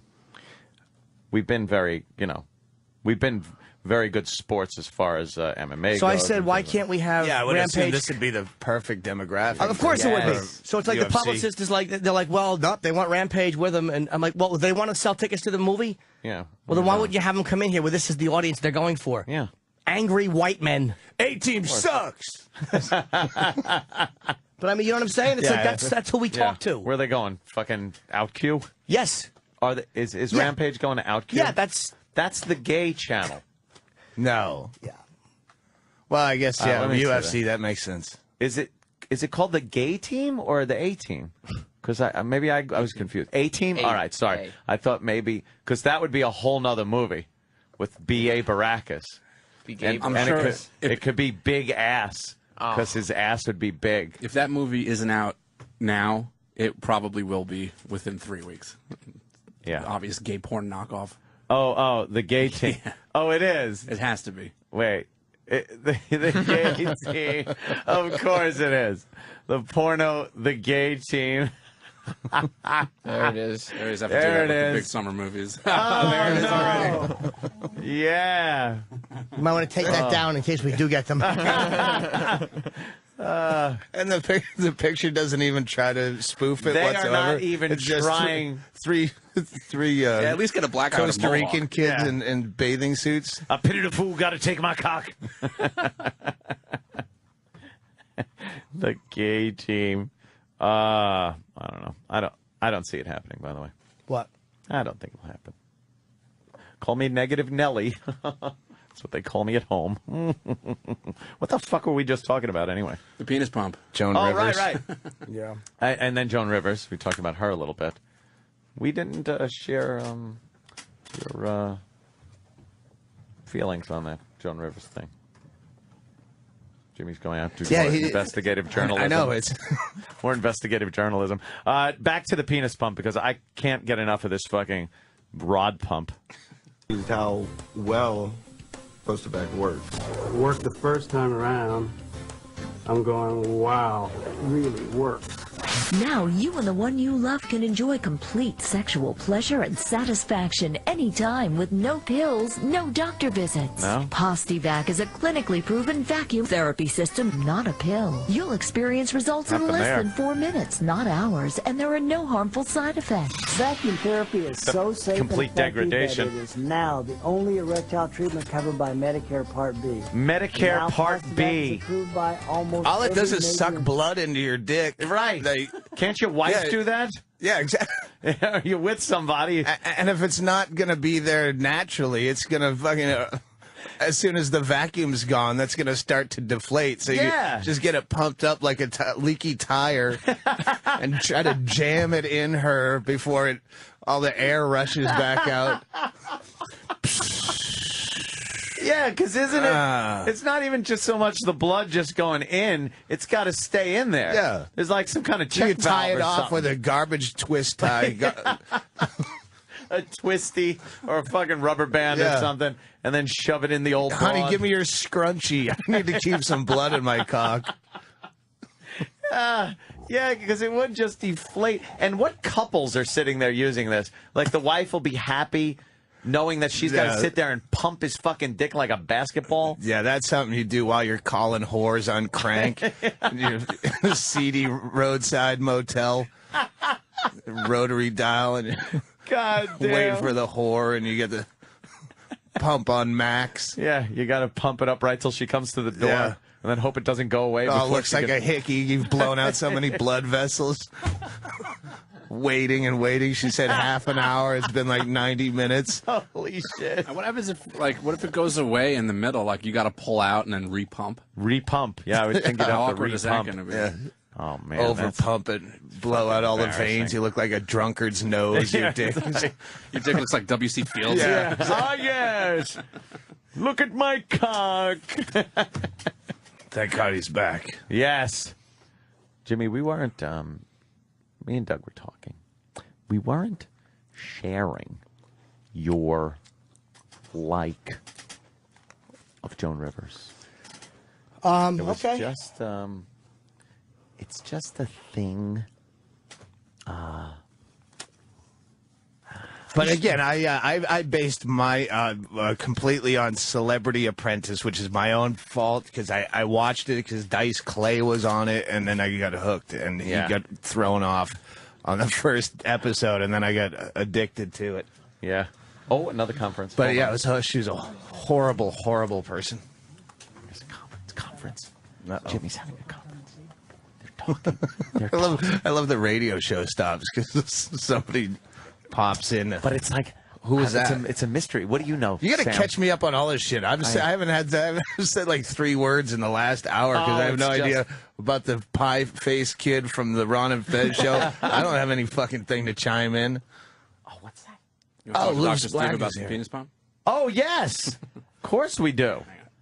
I love Dr. Steve. Dr. Steve. Paging Dr. Steve. How are you, Dr. Steve? I'm well. How are you? Dr. Steve, I still use you as an excuse of why I can't exercise because of my umbilical hernia. You said it would make it more profound if I were to... What's that? Is that Doug? Yeah, it's Doug. Hey, man. How are you, sir? Yeah, feel free to use me to further... I say, baby, I'd love to, but Dr. Steve told me about exercising. He didn't say it like that. He said it's a bad thing, exercise. Dr. Steve, what's the word on the street about the pump for your meat? The vacuum therapy. Yes.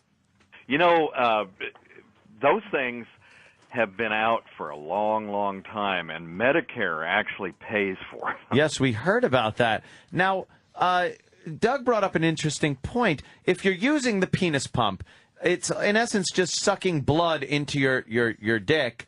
When you take it off, wouldn't your dick member? I deflate? like to say member. Your member, yes. I'm sorry, member. Is that the okay? guy Well, from... you're missing a key point in the penis pump, and here's how it works. Basically, The finger in the ass. Ah, Yeah, yes, yeah. that's what it is. You take this tube, and it's relatively airtight at the base of the schlong, and then you can get two versions. You can get the manual pump, which is the inexpensive one, Right, and then there's a motorized pump. And what it does is it evacuates the air from the tube, and that creates a negative pressure, which draws blood into the. It sucks your dick. Right. Now, is it true that BP is gonna start using this to try to collect the oil from because I just heard that. Sounds like a good idea. Giant penis pump over the pipe. So yes, we understand how it. Now, at the end of the tube, though, is a cock ring.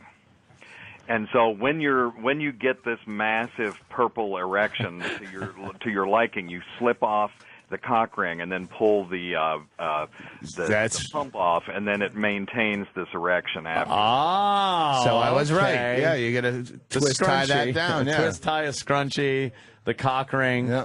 Oh, okay. There Wow. are a bunch of studies out there on cock rings that show that only about 20% of people get a good erection with one of those. But you're going to get leakage, I guess, right? Well, you do, but when you use the pump in conjunction with the cock ring, then it goes up to about 50%. And for guys who have cardiac conditions who are taking nitroglycerin, they can't take Viagra. So for them, this is a non-pharmacologic. When I take Viagra, I get really violent acid reflux. Is there a reason for that? Drinking cum? Yeah, exactly. Because you're like a little fish. You're shooting it off the ceiling and guppy catching it. Yeah, there's, to my knowledge, I have to get back to you on that one.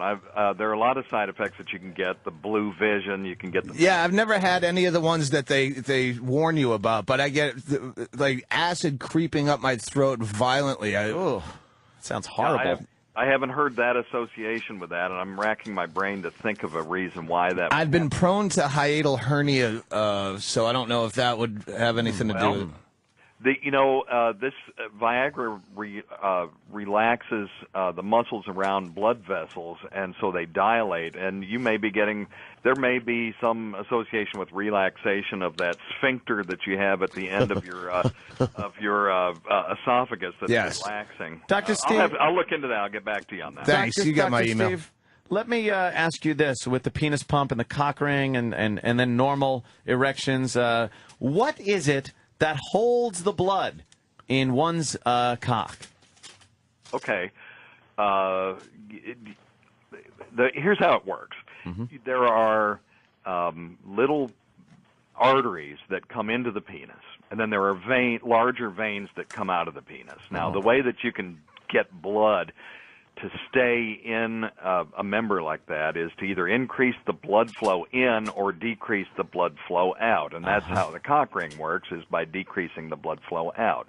Now, what's inside the penis are these big spongy things called corpora cavernosa, and corpora. I thought it was candy. And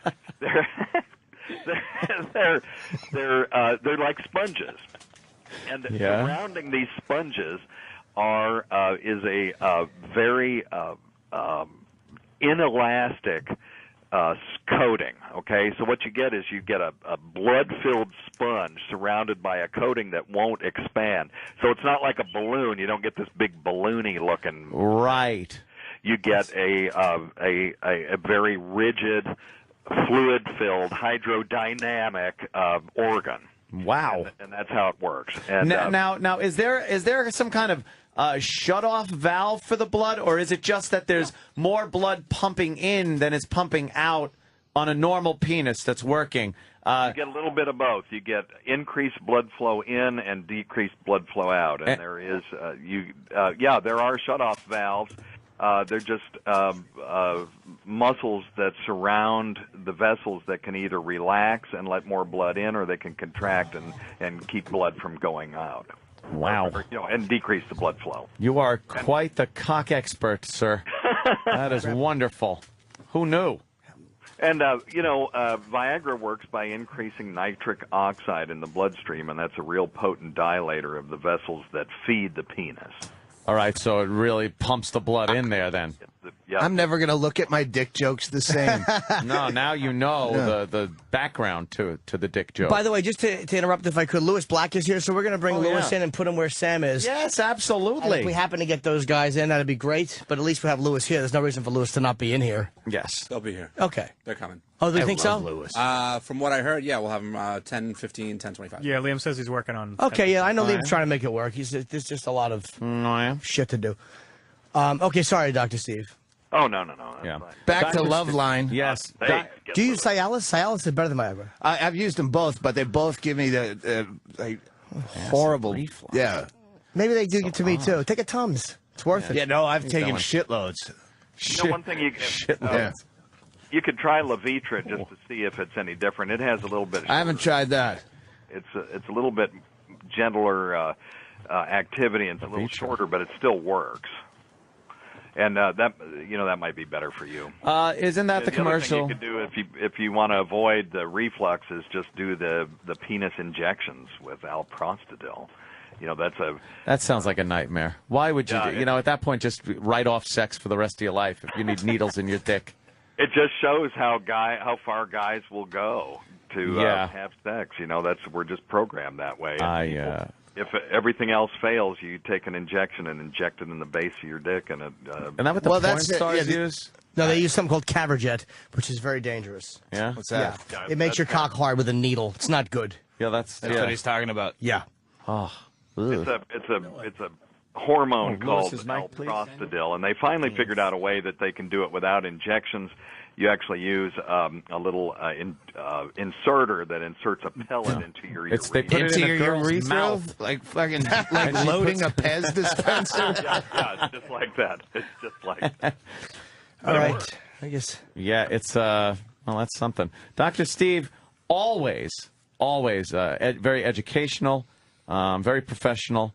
That's why we like having Dr. Steve on for our medical questions. Thank you so much. All new Weird Medicine shows the next 2 Saturdays, too. All right. Look forward to that, people. Thank you, I'd like to check it out, but I'll be at the Highline Ballroom on Saturday at 8 o'clock, as well as Friday. Cool.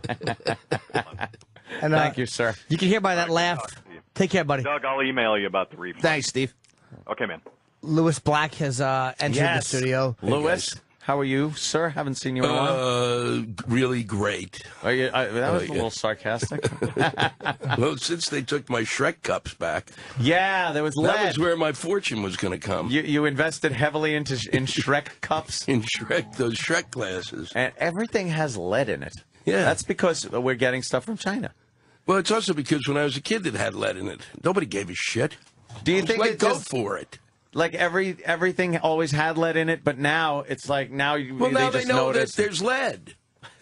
50 years ago they had no concept that lead did anything to you. People were licking. There was lead in house paint. They were, I was licking walls. Nobody said, "Oh boy, this is bad." Now it's bad, so they figured it out. And then there's 500 now chemicals in the pipeline that they've not even looked at yet. Yeah. So 10 years from now they'll be telling us, what this is bad, this is bad. And I do know that a penis, a shot in your penis can't trump. Sex can't trump getting a needle in your dick. A needle in your dick. Sorry. No, that just seems to me like it's more pain than the pleasure would be worth.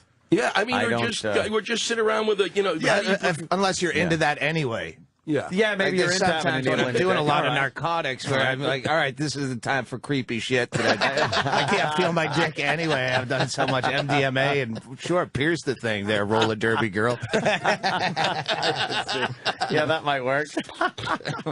Yeah, I think with the lead thing, I think China becoming like a kind of powerhouse these days with their exports. Everything they make is lead. Yeah, it's everything lead. they make is lead. Yeah. Well, they don't care. What do they care? They got 1 billion people. What do they care? Right. What do they lose 200 million? They still got 800 million. What do they care what they're eating? Care. Sending out. But now they're shipping it out to the rest of the world. It used to be just kept in their own little corner of the fucking but globe. we're so good at this shit. We're not going to look at anything anymore. And they were like, oh, boy, I can't believe this stuff showed up. Nobody looked at the dock. Nobody kind of figured out when the two eyes had different colors and was glowing that something might be wrong with the fucking toy. There's a problem. It's unbelievable. Yeah. And then they go, no government. Well, that's the thing. Then no government. Nobody's going to check it out. Then it's called Tufsky Shitsky. Yeah. If you're going to let but now the Chinese are actually raising their wages. It's going to get really good. Oh, they are? Yeah. But that was like the bastion of cheap labor. Not anymore. Ah. They want stuff. Are they going to start striking and doing things like that? Oh, I hope so. Maybe, you know something? Maybe someday they'll have to export their jobs to the United States to get cheap labor. We're 10 minutes away. Are we 10 minutes away from that? Oh, you know we are. We're sitting there in sweatshops making things with Japanese and Chinese writing on shirts. Well, if we lose that entire coast down there, if we lose the Gulf, if we lose the Gulf, then you can just set up warehouses. Let's start making shit. We're fantasizing about flaming hurricanes. As a hurricane forms and picks up the oil and atomizes it, and someone lights a cigarette, could you imagine a hurricane, yet it is on fire? We were Worse talking than about Katrina. Last night. We were talking about Mexican earthquake and then the oil tsunami. Oil tsunami would be great, right? Black A Mexican tsunami. earthquake, and then 10 miles inland, oil. Wow, Great would that be? is a phenomenal concept. That's of flaming good. hurricane. I was That's just write it. That's a cocktail. And copyright it because that's a movie. Oh, a sci-fi original. That's a movie. It's a sci-fi Some original. son of a bitch is going to beat you out. You're going to be watching it. I'm going to be watching it and go, fuck, what did I do? What did I do? Nicolas Cage. And then there's a scene where you pull up to a BP gas station and you go to fill up your tank and scallops come out of the gas pump, which would be delicious, but very hard on your injectors. Yeah. Yes, Chip? Yeah, your car wouldn't run to go with a bunch of fish and stuff in the tank. No, Chip, it wouldn't. That's Chip, by the way. In case you didn't know, Louis, that's Chip. He's a load of laughs. Louis, what is Louis working on? I don't know. Besides his 8th cup of coffee. Yeah. No, it's only 1.5 now. Oh, is that it? Yeah. You've cut down?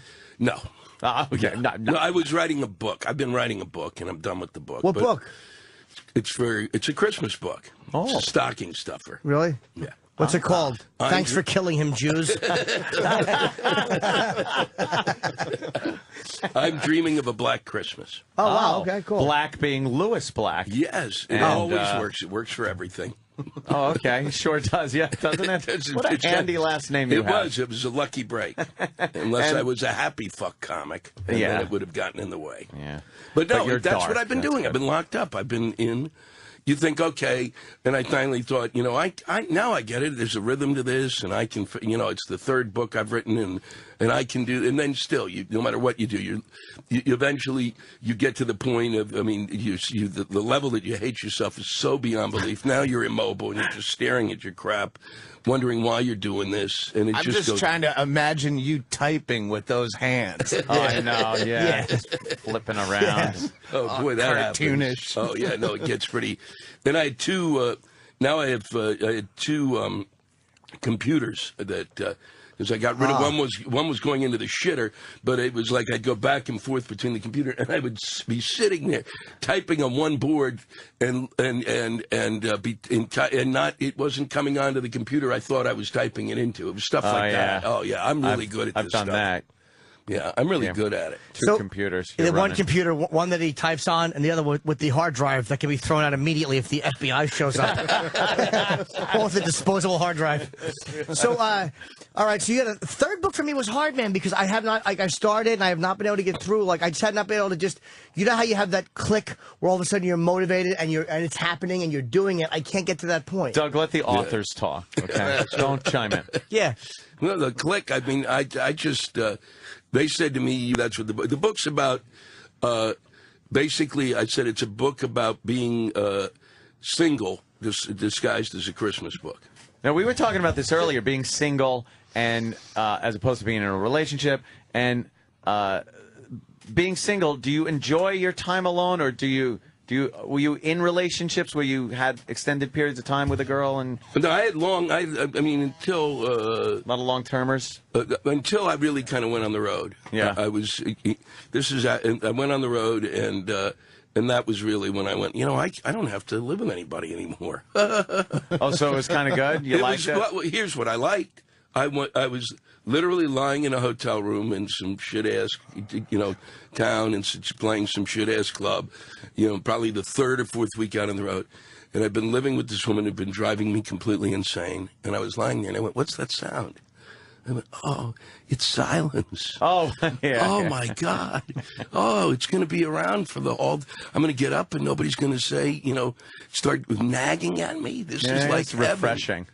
So it was heaven. If we have to interrupt you for a moment, we're probably going to get a couple of extra people that are coming in. Sure. For 10 minutes. I apologize for doing that. Don't worry. I have no life. Don't you worry. Okay, because you're here hanging. Don't you worry. But now it's like Liam. I think we'll make it work. It looks like Charlton Copley and Rampage will come in for a few minutes. They're promoting the A team. The AIM team. Charlton Copley, by the way, was hysterical in District 9. Who do you play in District 9? He was the main guy. The guy. Oh, he wow. was the main guy. And, like, that character, the more I watch that movie, I think I've watched it 3 times. I really like it. The first time I watched it, I was like, okay, whatever. Are they going for a message thing here? And then I realized this movie is hysterically funny. It's that terrific. guy is just, okay, come here, sweet.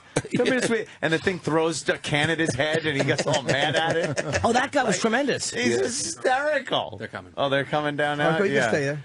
You guys can stay. We got Mike set up with him right there. We got the very important celebrity couch. Yes. Not the comic chairs. Wow. There it comes. Yeah, they are. Gentlemen. Gentlemen, how are you? Thanks for coming. Also, hi. Very good. Hi. Pleasure. How you doing? Yeah. We never go. Yeah, we got a full house. Yeah, very full house there. Well, guess what? Rampage. I get punched for a living, you don't. What's that? I get punched for a living, you don't. So your brain probably better than mine. You know what I'm saying? Nah, I wouldn't go. Don't. Yeah, let's not bullshit. I've been drunk every night for 20 years, so I kind of know the feeling. Yeah, you've been drunk every night for 20 years? Yeah, it's kind of like getting punched in the head every day. What was you drinking? What were you drinking last night? Last night, well, I was flying. I was drinking vodka, grapefruits mostly. You were flying? Yeah. Literally a figure. I was going to say, like, were you drinking and flying? That's not good. Yeah, you do not say that in front of Charlton about drinking and flying, because Charlton, he's a flyer himself, and he takes it very serious. That's about the only time. No, he's not even serious when he do that. But that's when he's the most sane. Yeah. Do you have a pilot's license? You mean? Are you for real? Dude, I don't, and I so wish that I could fly. I'm actually, if we make a sequel, I'm seriously going to try and get Fox to, like, give me the real pilot training. So you guys, the 18th is obviously coming out. When is it coming out? 11th of June. Okay, it comes out June 11th. Yeah. And Rampage, this is your first bit of acting work, or have you done anything before? No, don't bring it up, Charlton. Let me bring it up. Okay. But I've actually done other movies. I've done like Sorry, no, please, God, say the name. I love it. That's not the only movie I've done. No, I know. I'm not going to bring up that movie. And it's a good movie. It's just an unfortunate name. That's all I'm saying. I hate that you guys ask me this question because Charlton won't let me live it down. I'm not going to bring up that movie. I didn't raise it. He raised it. But I've done other movies. That's not the only movie I've done before. Okay, I'm just saying. What's the name of that movie? What movie? The other one you did. The other movie. I've done with Bradley Cooper. Ladies and gentlemen, Bradley Cooper. You know we have. I've just get it done. I've done a horror movie with Bradley Cooper before, and the name of the movie was Midnight Meat Train. Midnight Meat Train. Train, yeah, ladies and gentlemen. That's a Clive Barker What's wrong movie. with that? It doesn't sound gay at all. That's a great name for a film. Midnight Meat Train. I know. I never thought it sounded gay. I just thought it sounded like a porno or something. And I didn't want to do the movie, but I was like, who am I to not do a movie because of the name? I'm not like established And it's celebrity. apparently it's a good movie. It's a great flick. I've heard it's really good. I've seen it a few times. It's a good film, but Shalto won't let me live it down because I did a film called Midnight Meat Train. Yeah. And look, Shalto's a good friend, and you know what I'm saying? He's cool sometimes, but if you guys just really get to know him, he really annoys you. Like, really? Like when you asked me that question, I was like, oh my goodness, I know Shalto's This is going the to say thing. something. We're supposed to have like a chemistry, and then he just starts with a snapping thing. You know, I've just been trying to reach out to him the whole time on the film. You know, just show him love, show him support. No, Shalto showing you love, showing you support is like when we first met. You know what I'm saying? We was like both obviously A-Team fans. And I thought I was the biggest A-Team fan. I was cool if somebody was a bigger A-Team fan than me, but Shalto like trumped me when he told me he had the Mr. T birthday cake. And I was like, I ain't never had no Mr. T birthday cake. Then he said, not only that, I was in an 18 gang. You know what I'm saying? I did. I had an A-Team gang at school. Wow, For that real, yeah. must I have was been 10 tough. years old. I was playing A-Team. I started the gang, and then this rival gang started. They want to be A-Team as well in the class. So we challenged them, and we said, okay, stakes are whoever loses agrees to walk away, not be the A-Team. We went down to the field. We had a fight. We won, thankfully, because it would be a really bad story if we lost. I love it when a plan comes together. Yeah. But look, this is him. This is him. I had to hear this the whole time on set about his 18 game, and he would tell me stories about how what his 18 game did. And I don't think it's so much of him like telling me the stories about or reliving it. I think it was more of him bragging to me that he had an 18 gang. Not quite a Blood or a Crip, though. No, 18 gang, kind of lower on the. I don't think that's going to be shown on South Gangland Africa, man. television show. It's pretty serious there. It's Yeah, I've heard. Well, I think things about you know South what? Africa. Really, I didn't think of that. I felt bad because I used to get approached by gangs because as a kid, I always been a fighter. I always been a good fighter. And like this one gang called GD. I used to call them glazed donuts, but that's you know what I'm saying. But they were like instead of gangster disciples. Sound tough. Okay, I call them glazed donuts. That's the worst thing you can call them. And they used to always jump me because they wanted me to be. They used to want to try to fight me. They used to always want me to be in a gang. They would jump me and everything. And I was totally against gangs my whole life just because my upbringing and the person who kind of took me in up under his wing. You know what I'm saying? He wasn't a real good guy, but he wasn't a real bad guy either. He just told me gangs was for cowards and stuff like that, and like those type of gangs. But anyway. I wish there was an 18 gang when I was a kid. I would have joined the 18 gang. That's why I'm so jealous, you know, and he keep rubbing in because like an 18 gang can go and you in the help movie people. though, man. So I know I'm in the movie, but they can go help people from another gang. And he does a great job of BA. Unbelievable, yeah. But if there need to be, if they're going to be gangs on the street, why not have an 18 gang? You know what I'm saying? You can help people instead of go and do bad. You know, why not be an 18 gang? Who wants to help people? We had a Cheers gang. I was Carla. You actually look like you're nursing a hangover right now. Yeah, a little bit. Yes, sir. Charlotte, I got to ask you a question about District 9. Okay. Was that when the movie starts? Was the spaceship real? Is what he wants to ask. When the movie starts, your character is very funny. Yeah. And it wasn't until the second or third time I watched the movie that I realized how goddamn funny that character is. I'm glad you find it funny because I did as well. And was it not supposed to everybody be did. played that way, or was that kind of written like that, or did you just play it that way? Because it's like this guy is tragic and hysterically funny. Well, it was actually going to be even more comedy throughout. Originally, like when Peter Jackson saw what I originally did in the little sort of accidental test that I had done. Yeah. You know, I was meant to produce that film, but that's another whole story. So when he saw that, Peter was actually calling it like a Borat with aliens. It was. God damn, that's great. And we made it though. I mean, I think Neil's natural thing of what he wanted to do was although he's like one of the funniest guys I've ever met in my life, he naturally kind of gravitated towards the soulful sci-fi kind of element. So he actually toned down some of the humor that we shot. We shot a lot of funny stuff in the beginning. And I also felt once I had that prosthetic on me, I just felt like the guy wouldn't be as geeky. He would be a more dramatic change, you know what I mean? Yeah, because it was a drastic change from the goofy kind of guy. When my favorite scene, and I hate just bringing it up because there's no reason to except to say I loved it, when the little creature, and you come here, sweet, and it throws that thing at your head, and it's the sweetie man coming. Sweetie man coming. And it throws the thing at your head and you just curse at it. Fucking hysterical. I just thought you did such a great job with that movie. And like I said, I watched it 3 times, and I'd watch it again. It's hysterical. It's a movie that like you don't expect to be as deep or as good as it is. You think it's just going to be like a sci-fi alien movie, and it really is about this guy trying to get back with his wife. It's got like a real storyline, which you never would have expected. You got to watch it a few times. Like you really do have to watch it a couple of times to pick up on the fact that it is kind of a deeper story than most people. And that's why I became a fan of Shalto when he did District 9. But you guys should see the job he did with Murdoch. Yeah, huh? Like I can honestly say, selfishly, I'm a big fan of A-Team, and that's all that matters to me is that the movie turned out good, where we can. Where the old fans can be like proud and we can gain new fans. So I'm taking myself out of there, even though back in the day BA stood out the most out of everybody. I don't care nothing about that. What I care about is the movie is really good, and Murdoch, you know, was the man. And B.A. Murdoch was you couldn't like one without the other. They went together. Yeah, it's true. It's true. And Murdoch stood out in this film. He stood out the most in this film, and he was the closest to the original Murdoch ever. And I'm so happy, and I was so happy when I saw the film. I couldn't believe it. Have you heard from Mr. T at all or anything? Have you? Is he angry? We trying. Both of us are like huge Mr. T fans, and I got to meet Dwight Schultz, who played who invented Murdoch really, because he.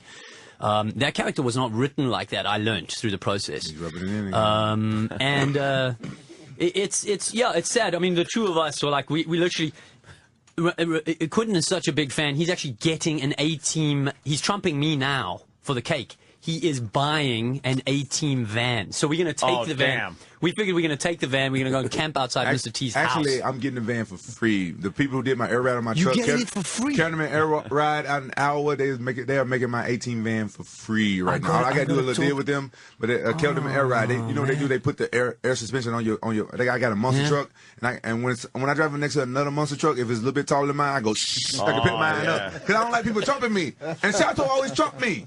So I don't like that. I hate that. So one of those old A-Team vans though would look really cool. Oh, he's literally getting the actual van. And you could put a sticker on the back that says, "If this van is a rockin', I'm beating the shit out of someone inside." Damn, that's what I'm gonna get. Are you gonna fight again, or are you like the acting is just like a much easier lifestyle? I just fought a couple No, I know. I mean, I just got my ass whooped the other day. You know what I'm saying? I like fighting. I'm a fighter. I've been a fighter my whole life.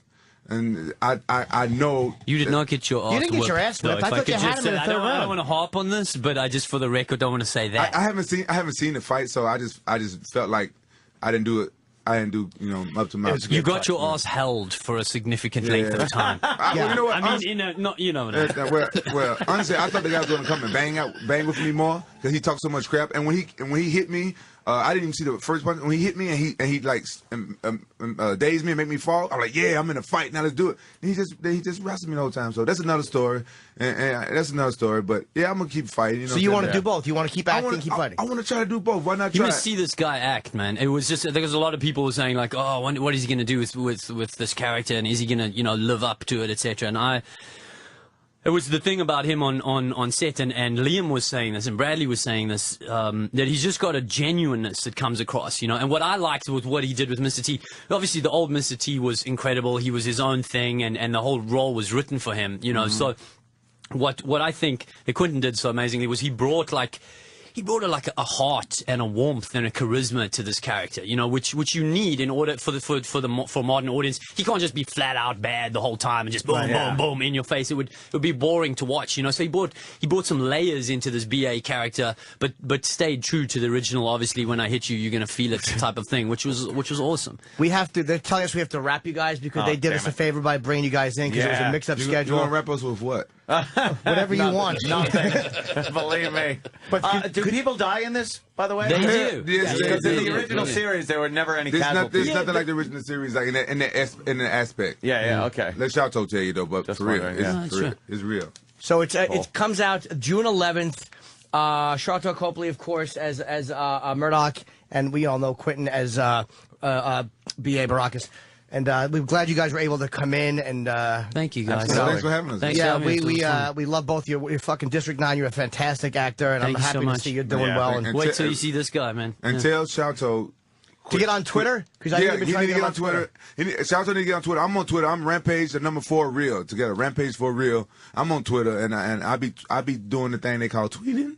Yeah. I'm on Facebook, and it's connected to the Twitter, but I don't Twitter directly. That's I what Twitter I do. via That's Facebook. what I do. Twitter by proxy. Hey, look, you do the same thing an alcoholic does. Yeah. Really? Yeah. And you do the same thing this That's not alcoholic cool. does. That's Like not you cool. Twitter via Facebook because it's not a real tweet. It's But like, yeah. here's a picture, blah, blah, blah. Okay, and okay, I then got a you question. tweet that. It's like, what is he Stop doing? it. Stop I got it. a It's question. all bullshit. No, it's not. Yes, it is. No, it's not. Yes, it is. You like some I face am telling you, it's bullshit. I'm gonna prove you wrong right now. I'm gonna prove you wrong right now. I'm gonna prove you wrong right now. I'm gonna prove you wrong right now. I'm gonna prove you wrong. Listen, I'm gonna prove you wrong. Fucking nonsense. I'm gonna prove you wrong. I'm gonna Twitter shit. Nobody gives a fuck. They do. It's a virtual I'm in the grocery community. store. Hey, I'm gonna prove it wrong. Sure. Hey, let me prove it wrong. Hey, shut up, fool. Let me prove it wrong. Let me prove it wrong. What are they paying you to They Twitter? don't pay me nothing. Then you're truly an idiot. Well, shut up, fool. Let me tell him. No, I'm gonna tell I him. can't believe I'm yelling at Hey, you. I can't believe it. Hey, No, but this is a good time to do I'm gonna prove him wrong right now. That's right. I don't know a lot of people in New York. I put on my Twitter. I'm landing in New York. Don't know what to do. Stuff like that on my Facebook. Bam. My fans. I trust my fans. Dude, are you Twittering to all get my fans girls? like, no. Listen. My fans, my MMA fans, they're my friends, and they one of them hooked me up. Boom. Got me to a club last night. And told me which way to go, which club was best. Got me a table. He's Twittering to get girls. You know what I mean? That's abuse. Isn't that abuse of I'm in Twitter? the club on the floor with my shirt off drunk. because of a friend that I did not know. I met on Twitter, gave me some information. I never would have got that. I hate to cut this short, but we really got to do Why this. y'all kicking us out of here? We're not. They're making us. We don't care. They're throwing. By the way, the next time you say you're going to prove Lewis wrong, I say a fist between the eyes should be really approved. Yeah, Jesus Christ. Tear the door shit. He's giant. He just took his jacket off.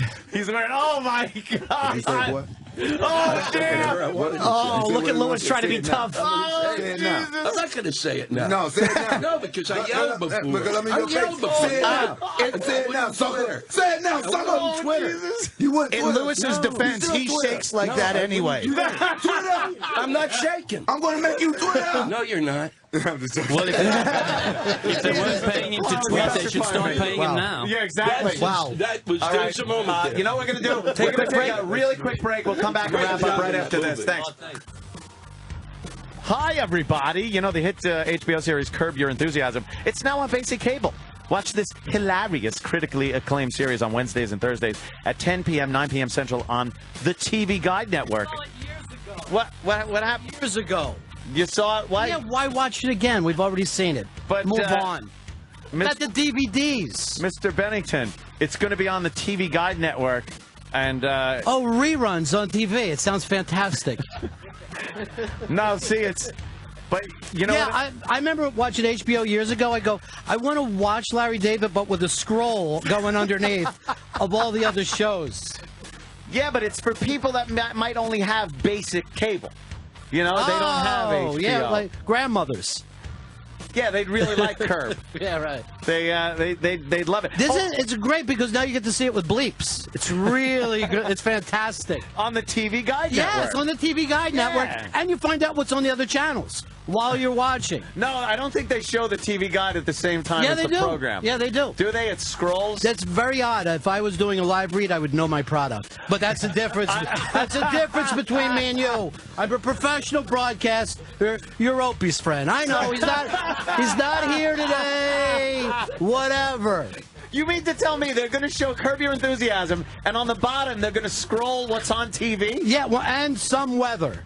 There's just occasionally, it's going to be hot later. All right, well, that's just plain silly. Do your read. It's good. Okay, all right, and directly We would following. have been done. Fez would have wrapped this up by now. I It know, would've been believe me. I've heard the way he Yeah. plows right through your bullshit. Yeah. He gets right through it. It's like he doesn't even fucking hear me. No. Whatever. Everything's okay. So finally, Curb Your Enthusiasm on TV Guide Network. I said the wrong name. Oh, shit.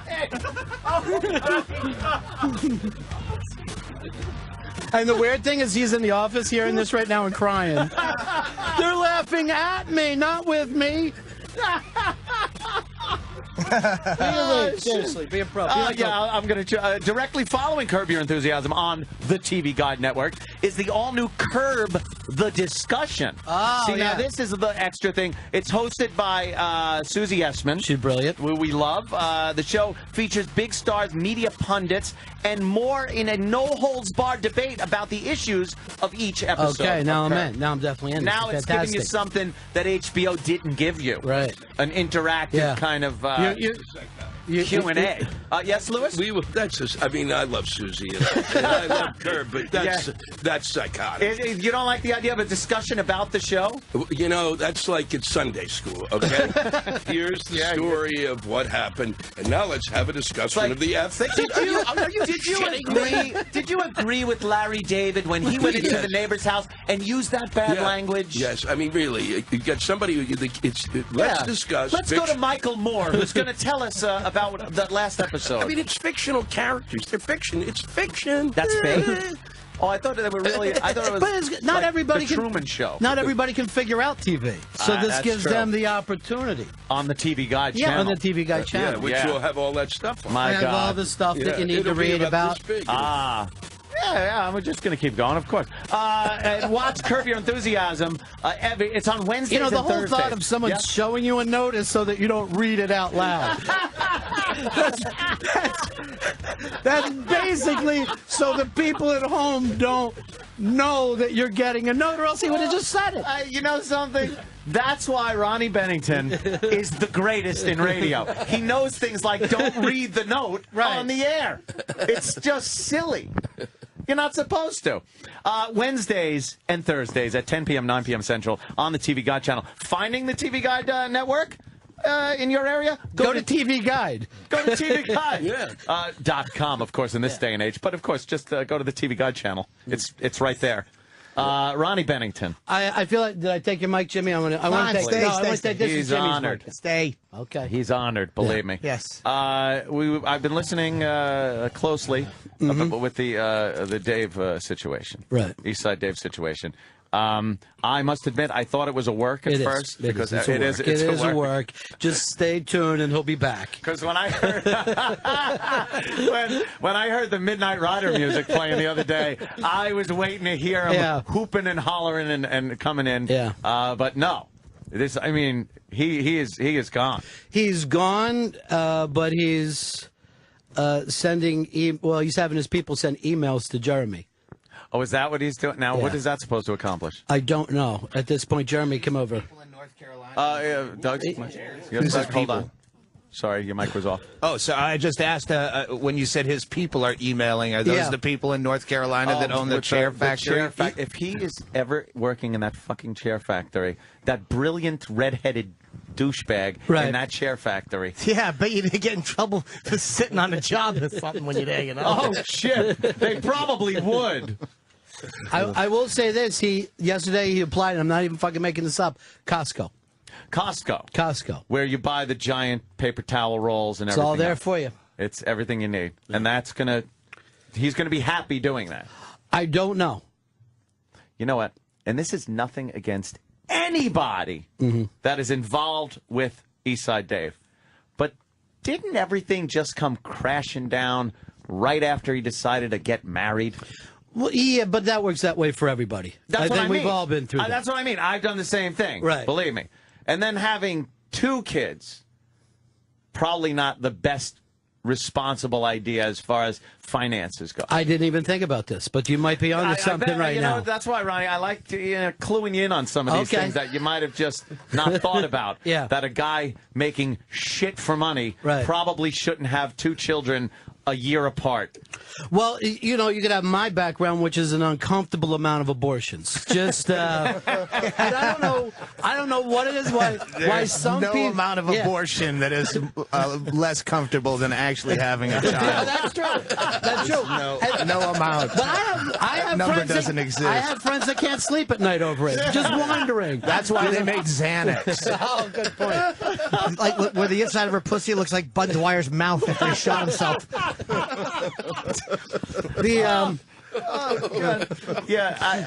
I'm kind of like there's this void without. It is. We all feel it. We all feel Like, it. It's now, strange. what are your plans for maybe the show? Is there going to be a replacement? Or are you going to wait it out and see if you? You know, I was listening to you guys company? today. I'm thinking you're onto something with bringing in an uncomfortable amount of black guests, where it's just Yes. black gangster guests, One or more. Yeah, That misbehaving. That was true. We had a guy that had probably, and I don't know anything, but in my opinion, perhaps murdered people. Oh yeah. And did you see the documentary? I did not, just the film. The documentary is scarier than the film. Really? Is it really? Yeah, because New York in the 70s was just that was scary anyway. unfucking manageable. So you know who Frank Lucas is, and he was a scary guy. Yeah, they were all scared. Everybody who lived in New York in the 70s was frightening. Every citizen was fucking frightening. Just taking those big old buses that just blew smoke out everywhere. Times Square was just a frightening place. Yeah. Now that guy we had in here today, like he was a very nice guy, but that's not the guy you wanted to fuck with in the 70s. And even still now, a guy like that will make a phone call. Oh, yeah, you're and done. you know you're dead because he's still connected. I'm going to call some pipe-hitting niggas. Right. Yeah, you don't make $1 million a day and then all of a sudden just move to the suburbs By and the know way, nobody. I hope you were quoting a movie. I hope this is something that just bounced into your head Pulp for a Fiction. second. Not now. You know what? Yeah, I Pulp Fiction. figured I use it at home. Right. I'm using it here. Right. I use it in my car. I use it in the bathroom. I use it in my sleep. How many guns you have now? I believe I'm up to about 35 guns. Yeah. I just bought a 50 caliber. I That's saw that. just amazing. I saw the pictures that you Barrett had. 50 cal. Who'd you get that from? Arnold Schwarzenegger? It's just a giant movie gun. It's a giant. It looks like a fake gun. The bullets don't look real because they're just too big to actually. It's like artillery, and when you shoot it. I said the only way I could describe it is you feel like you have the flu for 5 seconds. It shakes you up so much, the concussion, that you're just disoriented. You feel like you have a fever. Your nose runs. And then it goes away, and you're like, I'll fire another shot. This is fantastic. Every single time, it just shakes you up. I don't understand how the Marines that are using these weapons in the Middle East can do this all day long without shaking their brains out of their ears. It hurts you. It's like you were punched in the face. It gives you. You ever get punched in the nose and it's a distinct feeling that you get in your head? That's how you feel every time you fire this weapon. It's disturbing, but there's something addictive about it where you have to just keep going back and firing more rounds. Where do you do that? Basement. Uniondale, out on Long Island, sometimes the Bronx. That shell, the one on the left is the shell that I use for that. Wow. It's insane. It's really a you could actually just take and stab somebody with. I was holding it going, it's a weapon in itself, just the shell, because you can stab somebody with it's it. easier to use that than put a needle in your dick. Well, that's true. You just put that right down the shaft and go to town. Or just put that in her vag and watch television while she comes. I did have a girl say that she picked up the shell and said, I would like to fuck myself with this. I said, be my guest. Yeah. Well, then I wasn't off. The lead Very, part very might be a close. problem. You might have a problem with your vagina after lead exposure, but go to town, have fun with it. No, the guns are great. I have about 35 now, pistols and rifles. I need one more gun to complete my collection, and then I will be done. It is the civilian version of the MP5. It's what every bad guy uses in every old 80s bad guy movie, Die Hard, kind of things like that. The little machine gun pistol thing. I can't wait to, I get the chance to go on CNN during your Waco moments. I worked with him, man. He was so normal for a while, and then you just start to slowly lose it. It'll be really great. Anyway, we're on 11-3. If I'll be talking about it more. Yeah. No. But you're the one guy nobody would say that. People would be like, well, were you surprised? No, not at all, actually. I'm surprised he didn't kill more people sooner. We were talking earlier about how embarrassing / disturbing it is that at home, I like being alone now. Me and Lewis were just discussing this. I was in long-term relationships my entire life, and I'm finally able to just be alone at my house. Yet I have to find things to do, and I don't just want to watch TV. So I find myself occasionally down in my basement, which is a bar area, singing loudly on the karaoke machine in my shorts with a pistol on my hip. Just hoping a neighbor complains. And I know I'm alone, but I'm wondering how disturbing this looks to maybe dead relatives that are looking in on me. Even things that like thought I worry about. I mean, this sounds like after the atomic bomb went off behavior. You got a lot of guns. You're singing to yourself on a karaoke machine. Down in the Mic is not even basement where he plugged in. keeps his dead relatives. I'm telling you, put up a video and start posting it on YouTube. I think and within that, a month, you'll be seriously. I'll be a sensation. I can guarantee it. I might have to do that tonight. Find a hat. We may have to do costuming. A hat? Yeah, Some something kind of wacky hat? Got a wacky hat. I actually have a Nazi helmet. Perfect. We don't even have to put it on. Coming this fall. That'll be a lot of fun. Just label everything Crazy Gunman. Don't use your real name. Dude, look, it's Crazy Gunman's new video. I love this guy. Did you see it? Response to Crazy Gunman. I love him. I'm going to do Crazy that with tonight. a K. Can I make that backwards R? Because that's good, too. Crazy with a K and a backwards R. Oh, looking forward to it. We got to make way for the wonderful Ron and Fez show. What a lovely which is text from starting my up. girlfriend. What happened? My farts are sickening. That's what I fuck. That's what I And she's beautiful. Doesn't matter. Her You've seen farts this are girl, sickening. Right? She's fucking stunning, and her farts are sickening. Yeah. Same girl, Well Jimmy? worth it. The Well same, worth it. I don't know. Comedian girl? No. She dumped me a She's long a time card, ago. though. Oh, yeah. So. I guess we should get all the plugs yes, out. get the plugs out. Now, here's the uncomfortable thing. Oh, what? That at 11 o'clock we have the great Ron and Fez program. Yes. And because the powers that be don't realize that we share a lot of the same audience, they put my Boneyard show at 11 to noon. Why would they do that? I was You know what? vehement about not doing it. I'll sit quietly. I'll sit quietly for an hour. Simulcast it. Yeah, I will. I would never suggest people leave this channel for anything. So if you happen to just be people, Well, you know what? Just TiVo Here's the one. thing. At 12 o'clock, come back over here, and Susie Essman and I will have a wrap-up of everything Jimmy talked about. and we got plugs. So let's get everybody's plugs out. I'm not even going to plug my own stupid Borgata dates, July 2nd and 3rd. They're not important. Don't do it. Doug, where are you going to Doug be? Stanhope tonight at the Stress Factory, and then Friday, Saturday in here in the city at the Highline Ballroom. Just go to DougStanhope.com. Has all that shit. Doug is hysterical. Yeah. Very funny gentleman. Lewis Black. My special comes on Saturday night What channel?